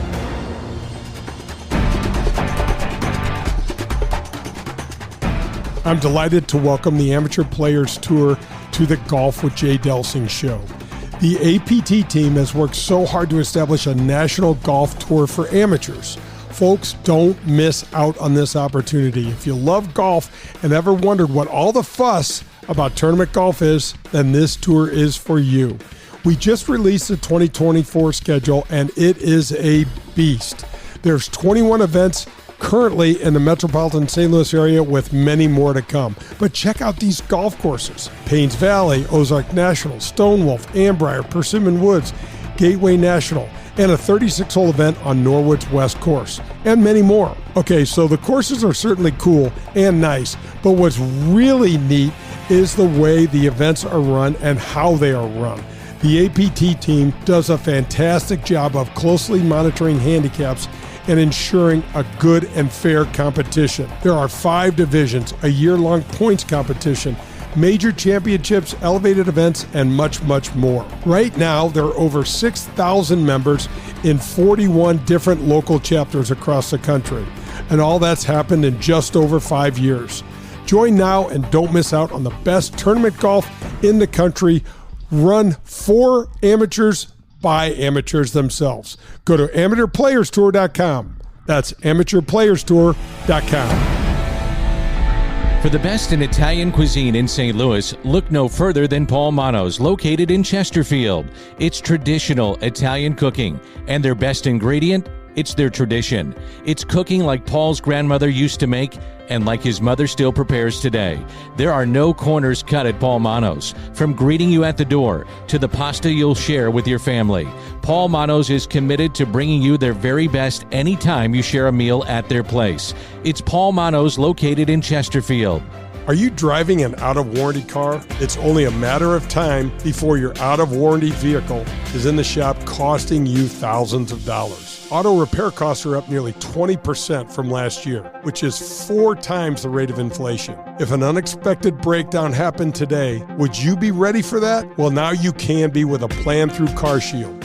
Even if your car is just over 3 years old, it's still prone to expensive costs. Your car is more than just getting you from point A to point B. Traveling by car is a way of life. From picking up your kids to going to a new restaurant, cars are a daily essential. When you enroll in a car protection plan through CarShield, you can look forward to the following. The price will never go up no matter how many claims you file, or no matter how high the mileage on your car increases.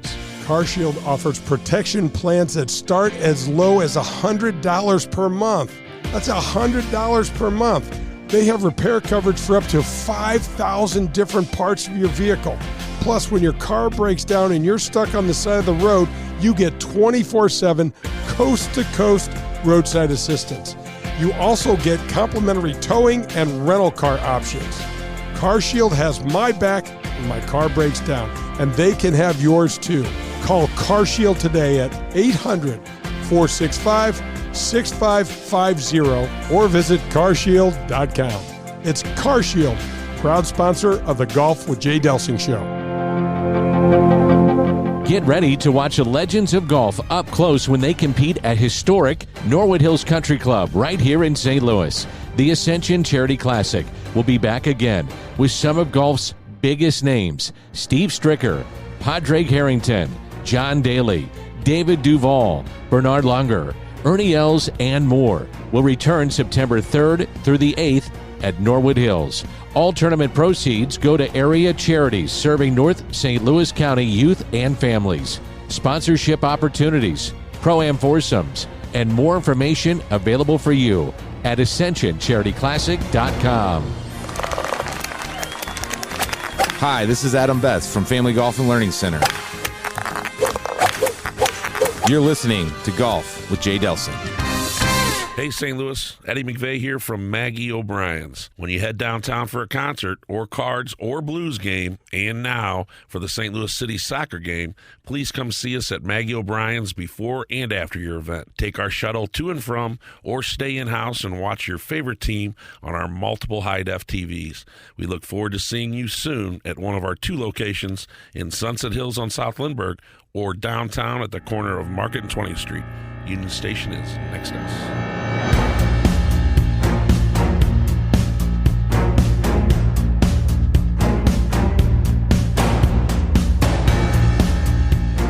Sunday morning on 101 ESPN, coming to you from the CarShield Studios, is always brought to you by Daugherty Business Solutions. With Jay Delsing, I'm Dan McLaughlin, and Matt Minder is with us. Amateur Players Tour. He is in studio. Great to see you, Matt. Thanks for stopping in. Yeah, thanks for having me. Excited to be here. Matt, we love having you back in. So where do we start? So the Amateur Players Tour, let's just give a brief overview for the listeners that are just jumping in for the first time. Yeah, absolutely. So Amateur Players Tour, we are a nationwide golf tour. We have 40 chapters across the country. We run flighted stroke play events. We run a local schedule in St. Louis. Born in St. Louis in 2018 and is expanded across the country. We've got 20 local events in St. Louis this year. Average field size of 120 plus players here in St. Louis. And it's just a great time to meet some great people, play competitive golf, and grow the game. The thing that will grow the game, that's kind of what Danny and our sweet spot is here. But when you're talking about running a tournament, one of the things that is so cool about what you guys do is the way the tournaments are run. They're flighted, as you mentioned, but you also monitor handicaps. They're not these 6-hour rounds that people are. I mean, you love the game as much as anyone I know. So your heart and soul is in the game, and then providing this for them is what it's really all about. Yeah, absolutely. I appreciate that. And from our first conversation and why we became friends, I was blessed to be able to play some mini tour stuff. Obviously never made it to the show like you did. Danny, he said, I loved the mini tours. And I just went. That's a first. Wait a minute. I know. That's a first. You love the mini tours. Yeah, no, absolutely. And the reason being is obviously I've met some lifelong friends, being able to do it, be able to travel to play some great golf courses and compete, and thankful to work for a living now. Don't get me wrong. I mean, those guys are really good. When you think that they're not that good, they're that good, I can assure you. But being in those situations, the atmosphere, the experience you get as when you show up to those big high-level tournaments, really our mission is simple, is to take that high-level professional experience and give it to the everyday golfer each and every day that we run events, and we're proud to do it. What made you get into this? What was the factor that said, yeah, let's try this thing, let's do it? Yeah, it's kind of funny how it worked out, right? And how it gets there, but just having a love for golf, having a love to compete. And really it came down to the point I was looking for an outlet outside of, the state AMs and the state opens to compete, and saw an opportunity to create something that I'd want to be a part of. And we just started, and it's been a crazy ride for the past 5 years. Well, it's been fun to watch as a friend of yours and also a lover of the game and an observer. You've got, 41 chapters?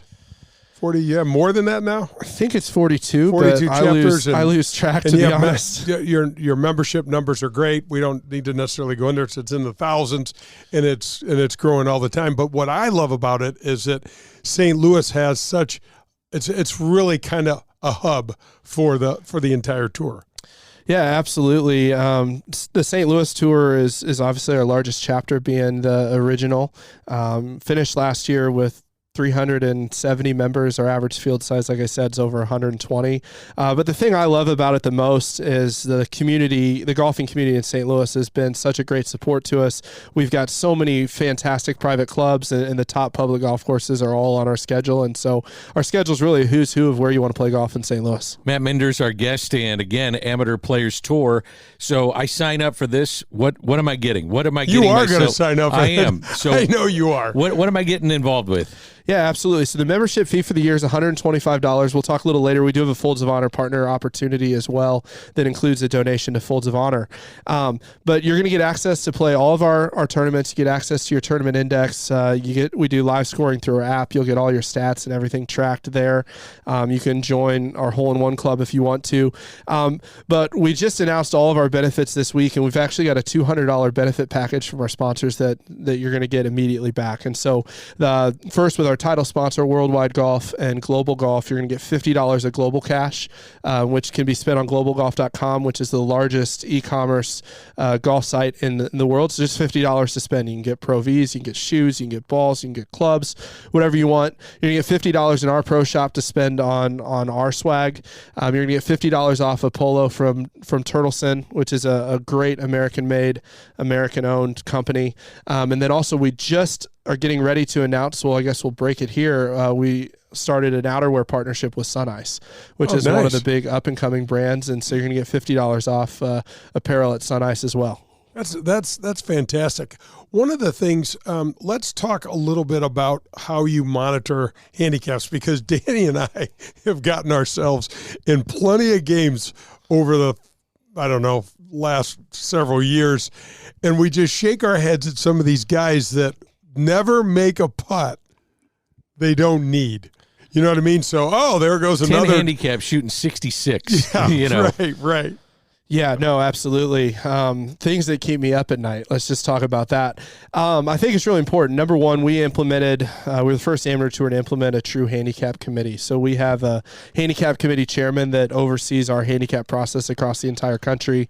We've got chapter owners that serve on it. We have player representatives that serve on it.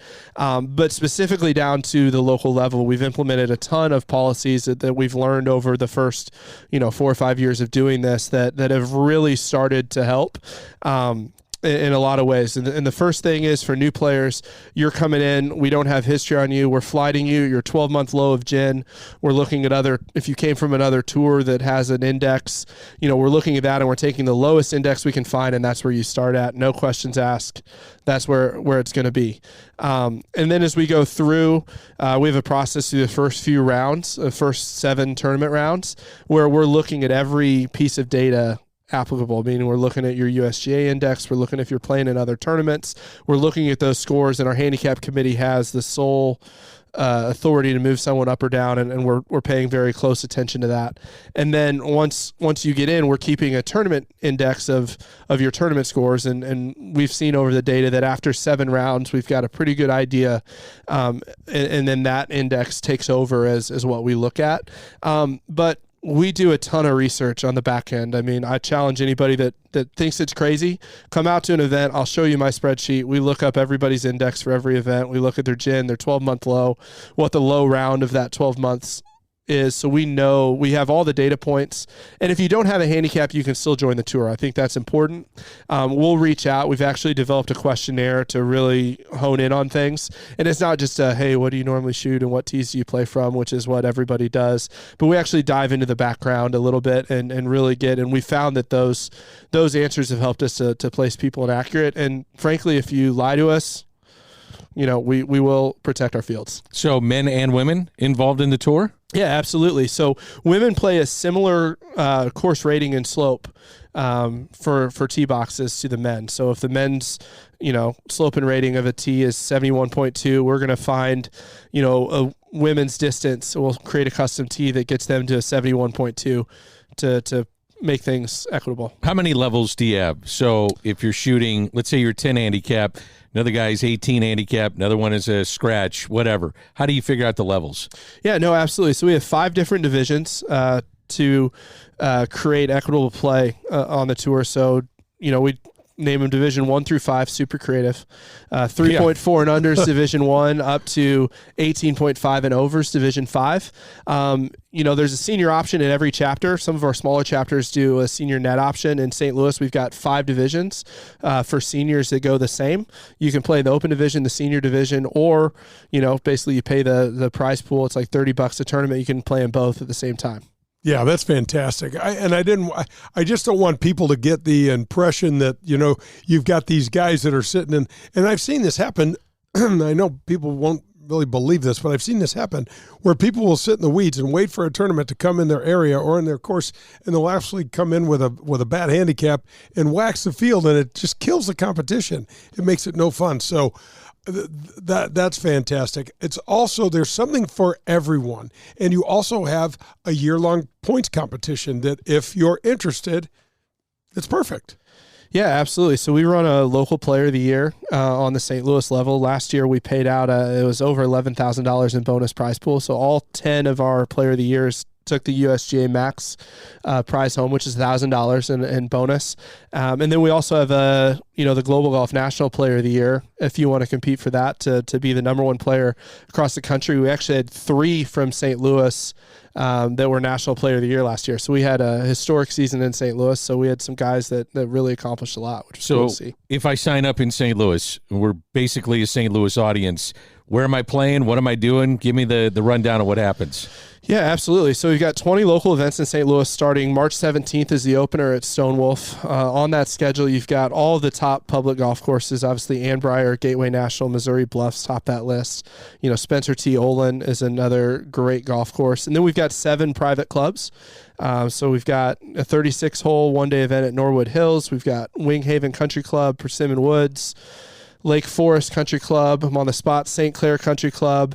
I'm going up to my place in Decatur because I'm a little bit north in Central Illinois. Country Club of Decatur that just did a huge several $1 million renovation. It's an 1899 historic country club that's awesome. Definitely recommend the trip up there. And so you got just a lot of opportunities to play some really great golf courses. And then we've got a chapter in Central Illinois that plays some great private clubs, a chapter in mid-Missouri that's close. I know they've got Columbia Country Club as their opener, which is one of my favorite courses over there. So lots of opportunities to play. And one of the nice things about our tour is you get points wherever you play across the country. So if you're in Indianapolis for business, you can pick up an event, or if you go down to Texas, you can pick up an event. And so it's really convenient for a lot of guys that want to get golf in while they're on the road as well. So you've got an event at Paynes Valley. You got Springfield, Missouri covered, which is quickly becoming a national stop for golfers. If you want to play golf, you got to get down and see Buffalo Ridge and Osage. There's just having Johnny Morris involved in golf is just a massive boom for all of us that love golf. Yeah, if you've not been to Big Cedar, certainly one of the absolute best places we go year in and year out. We've been there. This will be our 3rd year there playing Ozark National in Paynes Valley. The weekend after 4th of July, it's a perfect time to be out there. We've still got spots available there. Opportunities to go. We added French Lick. We added the Die Club at French Lick and the Ross course at the end of July, which is great. We've got a 3-day event at Stream Song over Memorial Day weekend. That's a not missed place too. It's in the middle of kind of nowhere in Florida, right? But once you get there, you don't really want to go anywhere. Well, you don't need to go anywhere. No. And they've got the chain now. And I don't know if you spend it. Just saw an article last week. Now ranked in the top 5 golf resorts in the world. Yeah. Wow. How about the PGA show? You guys were there. What happened there? Yeah, the PGA show, we started with APT. Obviously, we expanded nationally in 2021, so we've been going to the PGA show ever since it came back from COVID, and it's been really exciting to see it grow year over year over year. This year, they said on Wednesday there was more people that has been there since 2002. It was an absolute zoo.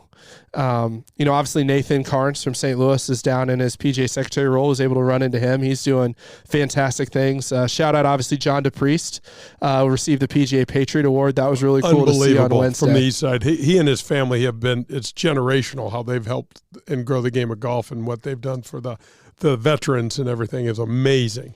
Yeah, and we've been actually talking. We're going to work on some things to work together. Obviously, our relationship with Folds of Honor and PGA Hope and Folds of Honor obviously have a great relationship with a great mission. But yeah, lots of really cool things at the PGA show. I could not believe, as our tour continues to grow, my PGA shows changed from booth hopping to talk to people to a lot more meetings, which is not fun. But I was told it's 1.1 miles from one end of the show to the other. For folks that have never been to this merchandise show, it's in the convention center in Orlando, which is just a massive cluster of rooms that are huge. They're 50, 60, 70 feet tall, just convention type stuff. But Danny, more golf.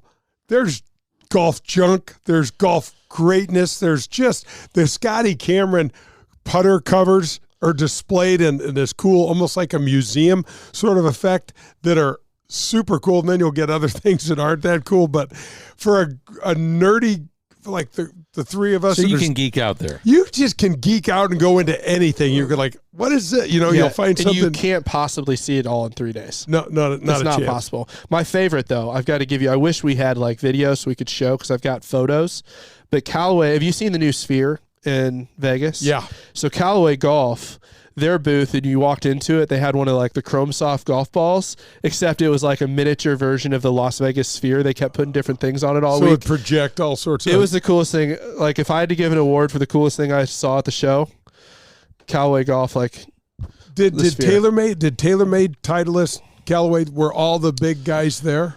I did not personally see TaylorMade. I know Titleist, Ping, Callaway, Bridgestone, so I would assume they were there.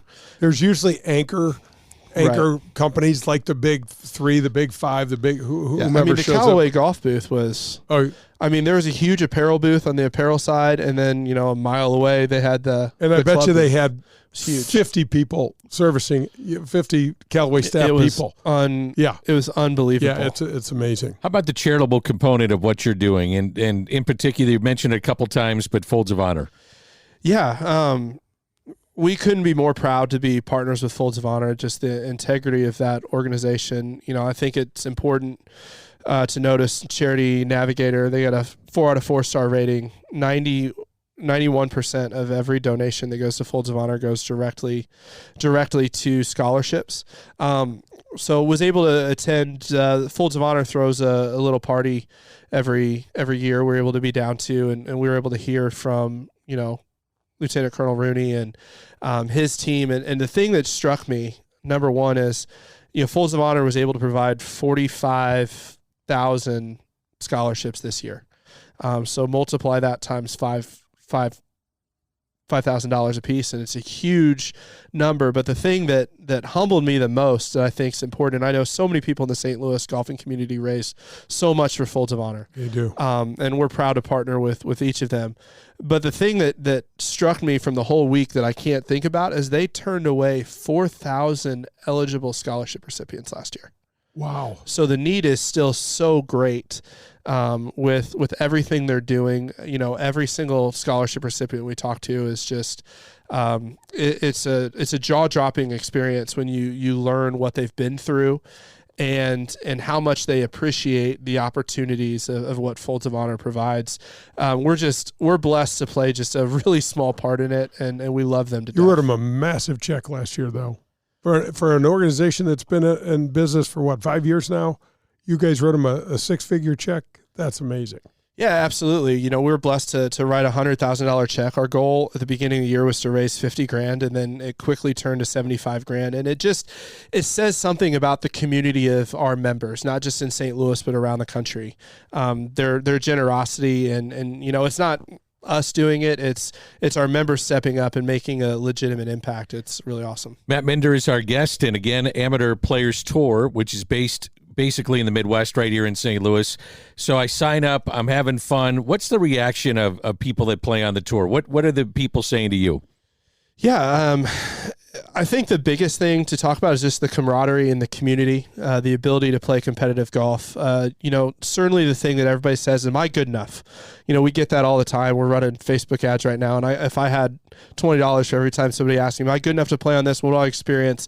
I'm nervous. I'm a 15 handicap. I'm worried that I'm going to come out and embarrass myself. What you're going to find is you're going to find a bunch of people that are like you, that have similar goals for golf, that have a love for the game, a love to build community, to build relationships, a love to travel, and just get involved, get your feet wet, and experience it. Like, the thing I think what our members say that really speaks out is we just have a bunch of great men and women that play on the tour that enjoy the game of golf and love the spirit of the game, and it's just a cool community to be part of. Like Peter Allen, for our buddy from the loading dock, we got to give him a plug. He is, besides a great guy, nobody likes the game more than he does. He is an absolute golf junkie and so fun to play with.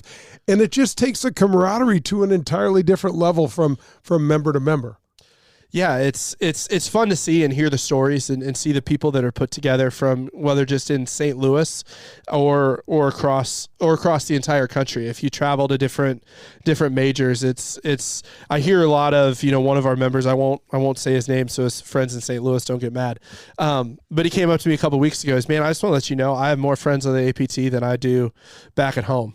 I love coming to the majors because this is where my friends are." And it's a really tight-knit community. And I do think, obviously you played on tour, but that's one of the things, like, the tour travels every week. Yeah. It becomes a community, and the APT's really started to embody that. And that's one of the things I love about it the most. How competitive does it get? It can get pretty competitive. Yeah. It's kind of funny, especially in that D2, D3 range. So the 3.5 handicap to, the 13.4, that's probably the most competitive. It's the largest field sizes. And it's a lot of those guys, they're not playing in state AMs, they're not playing in state opens, They're not trying to qualify for USGA events. Like, it becomes the Super Bowl. This is their thing. Right. Yeah, this is their thing. But I think that's the value of what you're doing. I mean, where else, how else would these men and women get a chance to experience it? And tournament golf is like nothing as we know. Yeah, and I'll be honest, I didn't understand it, until the last couple of years, because, growing up, I'm like, I can still play soccer, I can still play basketball, and now that I'm 37, I'm realizing those things aren't good ideas anymore.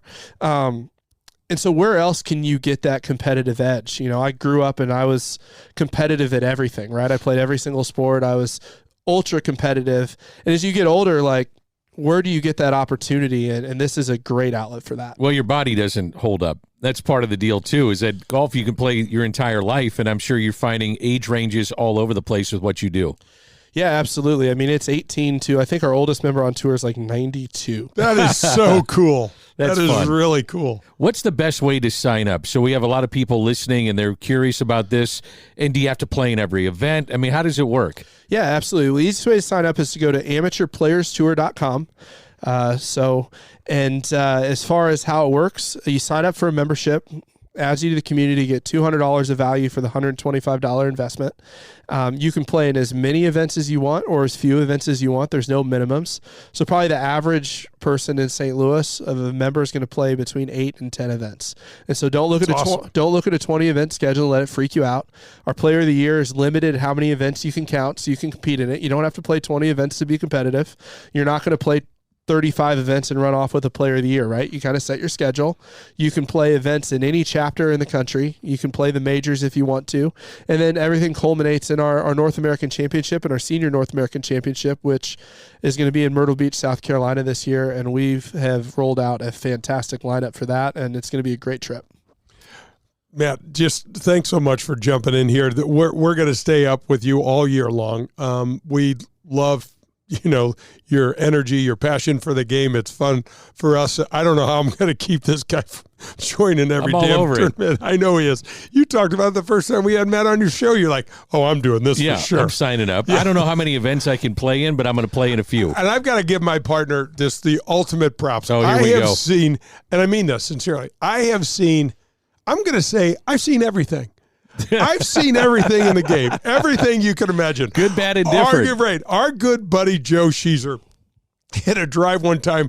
We were playing the back tees at Norwood, hit the tee block in front of us. The ball ricocheted behind us and went up against the fence. And after we stopped laughing, he just said, "Let's go." We went to the next tee. But Danny Mac, I've never ever seen an amateur play more by the rules of the game than this guy.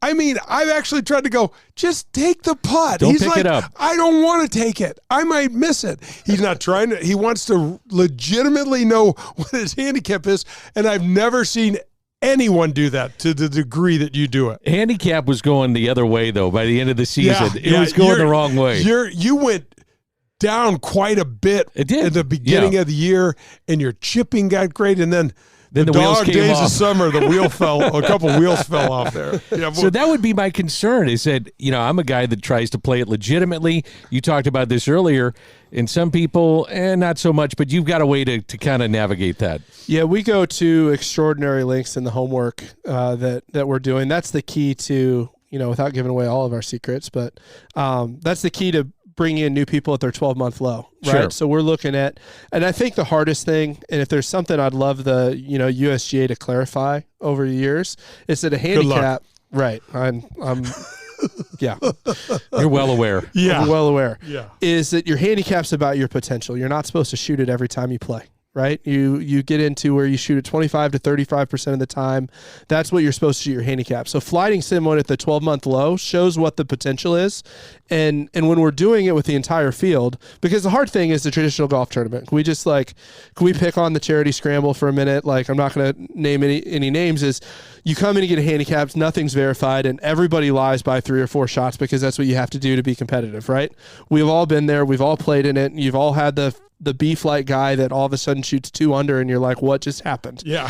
So the flip side of that, and why we've put a handicap committee and why we've brought someone on our staff that's all they do is handicaps, is because if you get everybody to actually just play by the handicap that they're supposed to, then you have everyone in the right division. And so we go to extraordinary lengths and basically just we start you at the lowest handicap we can find, which is really limited those issues. And so we're seeing the results. We're about 1,000 rounds into everything in the new season, and the new policies we put in have worked really well. So again, go ahead, Jay. Danny, one thing I just wanted to say, when last time I had Lieutenant Colonel Dan Rooney on, I asked him, because he's the strangest combination of fighter pilot with over 16,000 missions, I believe, and PGA of America. Right. I said, wait a minute. And he's like, yeah, no, there's nobody else like me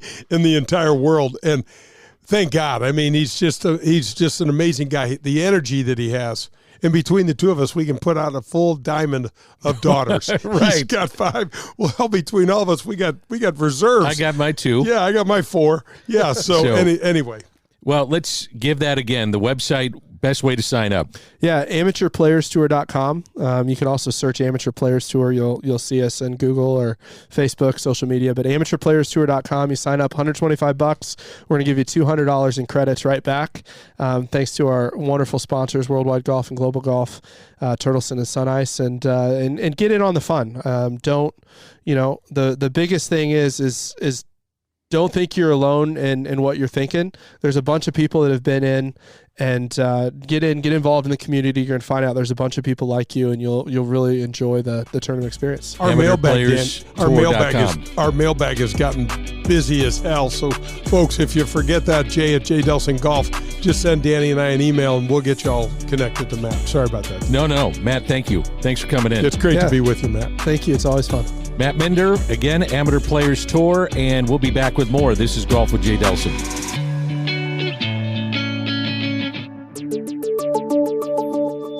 Powers Insurance and Risk Management is a family-owned local business that's been helping our community for over 200 years. In the always confusing world of insurance, Powers Insurance provides clarity, exceptional service, and the latest in cutting-edge products to deliver the highest quality in property and casualty coverage, as well as strategic planning consultation services. Powers Insurance and Risk Management will partner with you. That's right, partner with you to customize the right coverage for you and your family. Tim Davis, the Chief Operations Officer, will personally sit down and talk you through the ins and outs of your policies. They are experts at helping you control your workplace expenses and helping to guarantee the safety of you and your employees and their needs. You can visit them at powersinsurance.com. That's powersinsurance.com for all of your insurance needs. Family Golf and Learning Center. No matter your age or skill level, Family Golf and Learning Center, located in Kirkwood, has something for you. They've got it all. PGA and LPGA instruction, double-decker driving range, par 3 golf course, TrackMan simulators, a large short game green design to help you with all your shots around the green, bunkers, rough, and Zoysia fairway pitching. And now open, the Tahoma Bermuda Grass Tees, the best turf to hit from in St. Louis. It's all at Family Golf and Learning Center. To schedule a lesson or to find out more, visit FamilyGolfOnline.com. That's FamilyGolfOnline.com. Family Golf and Learning Center. We make St. Louis better at golf. Okay, so you've been hearing me talk about one of our community's greatest contributors and most philanthropically inclined companies. Yes, of course, I'm talking about Marcone, the largest distributors of General Electric compliance parts in North America. Did you know that Marcone is also the largest and most trusted supplier of commercial and residential appliance parts, HVAC, plumbing, commercial kitchens, pools, and spas? Also, all of that in North America. Their most recent endeavor, the Wreaths Across America program, was a huge success. In case you don't recall, 10,000 wreaths were placed on the grave sites of our fallen heroes across several of our veteran cemeteries around our great country. Marcone is committed to supporting our first responders, all of the branches of the military and service for our military, and our police and firefighters. Marcone, here for you and your family, as well as your community. That's Marcone. For the best in Italian cuisine in St. Louis, look no further than Paul Manno's, located in Chesterfield. It's traditional Italian cooking, and their best ingredient? It's their tradition. It's cooking like Paul's grandmother used to make, and like his mother still prepares today. There are no corners cut at Paul Manno's. From greeting you at the door to the pasta you'll share with your family, Paul Manno's is committed to bringing you their very best anytime you share a meal at their place. It's Paul Manno's, located in Chesterfield. Daugherty Business Solutions has been enhancing the business of our customers for the last 37 years.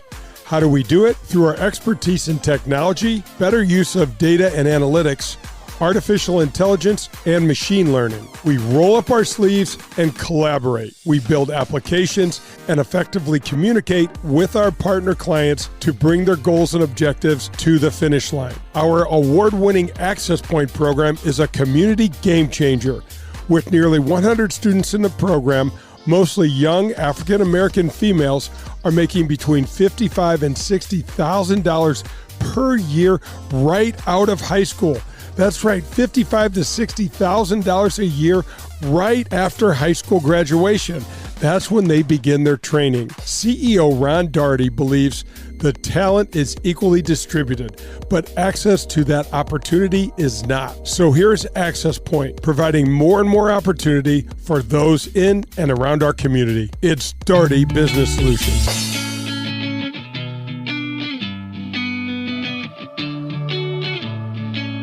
Heading down the stretch on Golf with Jay Delsing. With Jay Delsing, I'm Dan McLaughlin, coming to you from the Car Shield Studios, and we're presented by Daugherty Business Solutions. We have heard from Curt Rohe, Executive Director, Metropolitan Amateur Golf Association, Dr. Rick Lehman, and just moments ago, Matt Minder, kind enough to stop on by in studio, Amateur Players Tour, which is, if you want to compete, really a fun idea, and I know that tour is absolutely exploding for him and his team. Oh, they're killing it, D. And I see your eyes light up.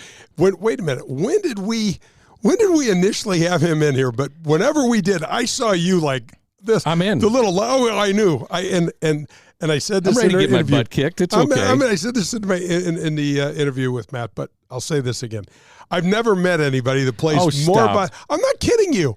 Even if you won't even take a drop if you don't know the rule. You'll always ask. How many times do we have friends? I was OB a lot. There's a ball. I'm like, where are you putting that ball down? Like, right here. Yeah. Yeah. We're like, you looked at me. I'm like, no. I was OB a lot, though. I had a lot of practice. No, that's not true. Anyway, the Amateur Players Tour, and Matt and Chris and the team over there, Jody, they're doing great stuff. 20 events locally, over 800 events around the country, and they're going to great places. They're going to Streamsong. They're going to Paynes Valley in Springfield, Missouri. They're going to the Die Club over in Indiana. So they're touching all bases. They've got 42 different chapters around the country. Guys, check them out. You won't believe the camaraderie. I don't. You know this. How much fun you and I've had the last several years playing golf together, great. and the guys that we've met, and you learn a lot about. Just play 3 or 4 holes with somebody. You learn a lot about them, don't you? Well, you got so much time with them. Yep. You got 4 hours, 4.5 hours when you hit it all over the place, and you watch them, and you watch them. You definitely got to keep an eye on them. Keep an eye on stuff, and that's where you learn about people. That's what you're saying. That's what I'm saying. And you know what? Look, nobody has that aha day you get kicked or punched or whatever, and you gotta it's not easy, man. I think though, if you love to compete in golf more so than just playing with your buddies on a weekend, this is a great way to do it. No, this is real golf. So you're punting everything in. You're competing for money.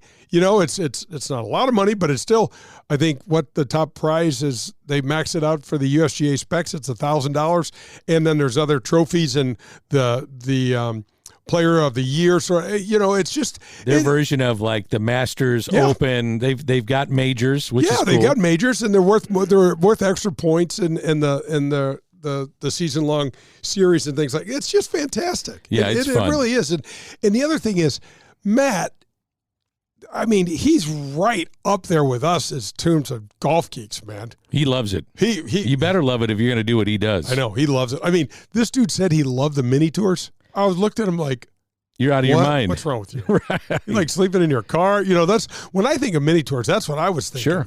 I get it. That sucks. All right, jay@jdelsingolf.com. That is where you can email us, and even from previous shows, you want to get something on the air or have a question for jay@jdelsingolf.com. This is Jane in South City.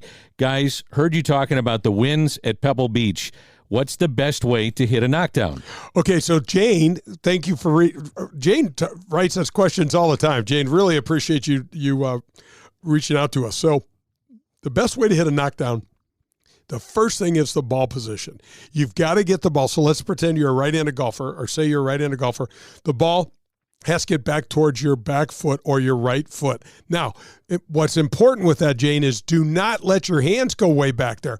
You need to have angle in that shaft. So basically, if you were to, let's say we're hitting a 5-iron, a normal 5-iron, which would be put in the middle of your stance. Now that ball's farther back in your stance, Jane, you're going to notice that 5-iron doesn't look like a 5-iron anymore because your hand position is going to take a little bit of loft off of it. That's one of the keys to hitting it lower like that. And what I really encourage people is to just mess around with it to see how you can try to control the ball. And it's really about hitting the ball solidly, D, and then controlling the height of it, because even when it's hit really solidly, if it goes up in the air, it's going to get hit by that wind. Is that the hardest part, controlling it? No doubt, especially with your short iron. So this is what you think of. You can take your 3-iron and you can flight that thing and hit your nice low scooter out there, but then you sit there and now you got 100 yards and you got to carry a bunker. It's got to, you can't dribble that thing on there. You're going to have to flight it so that it carries the bunker but doesn't go, 20 yards past the flag. That's not easy. Mike from Jonesboro, Arkansas. So we're being heard in Jonesboro on the app. I like it. I love Arkansas, by the way. He said, Jay, I want to play Pebble Beach as well. Heard you say that's your number one place, but give me some other places that you really have loved to play over the years. Oh, man. So I got to play in the British Open, the Open Championship at St. Andrews, and that was absolutely super cool. I played the week before at the Scottish Open at Carnoustie, and that was a hell of an experience. You better be able to hit a knockdown there, right? Oh, man. We only got like 20 to 25 mile an hour winds. Oh, that's not that bad. And they said it's a wee zephyr. And I'm like, it's more than a wee zephyr, I'll tell you. So were you hitting knockdowns there? Oh, yeah. Just definitely. right and left. Yep, just right and left and flighting it. But it wasn't to the degree like at Pebble this week where it's been 35, 40 mile an hour where you don't want to get that thing up there too high. So that has been a treat. I loved going to Canada. I did a lot of my golf outings up in Canada, but I played in the Canadian Open in Toronto at several different courses. Glen Abbey was super cool. A Jack Nicklaus course up there. I also... Man, Danny, when I look at my college experience and getting to play golf at such a cool program like UCLA in Los Angeles, where we got to play LA North, we got to play Bel Air, and we got to play Riviera. I mean, it doesn't get much better than those three. Let's squeeze in one more. Okay. Limited time, but this is also Mike in South County wanting to know about the best exercises in the off season for a golfer. We love the interview with Dr. Rick Lehman. Oh, thanks, Mike. We do too. Anytime. We need to get Doc on here regularly. Absolutely. He's instant offense and such a great guy and so much good information. Stretching. Mike, if you don't do anything, forget about lifting weights. But Rick was talking about taking your wrists, get some stretches on there. They're not hard to find on the internet, and get your hamstrings and get on the floor and stretch those hamstrings a little bit. That will help take care of so much of your back problems if you can just stretch anything. You know your body, Mike. Wherever you're stiff and not flexible, stretch it, man. 5 minutes. If you did 5 minutes every day, it'd make a huge difference. Our thanks to Matt Minder from Amateur Players Tour. We mentioned Rick Lehman, also Curt Rohe, Executive Director, Metropolitan Amateur Golf Association. Fun show, my man. It's just so great, Danny. We probably ought to tell everybody this is going to be our last week of 2 hours. We're going to go back to 1 hour. We'll talk about that when we go to the 1 hour, but we're going to go back to the 9 to 10 a.m. Time slot. Absolutely. How do we end the show? Hit them straight, St. Louis.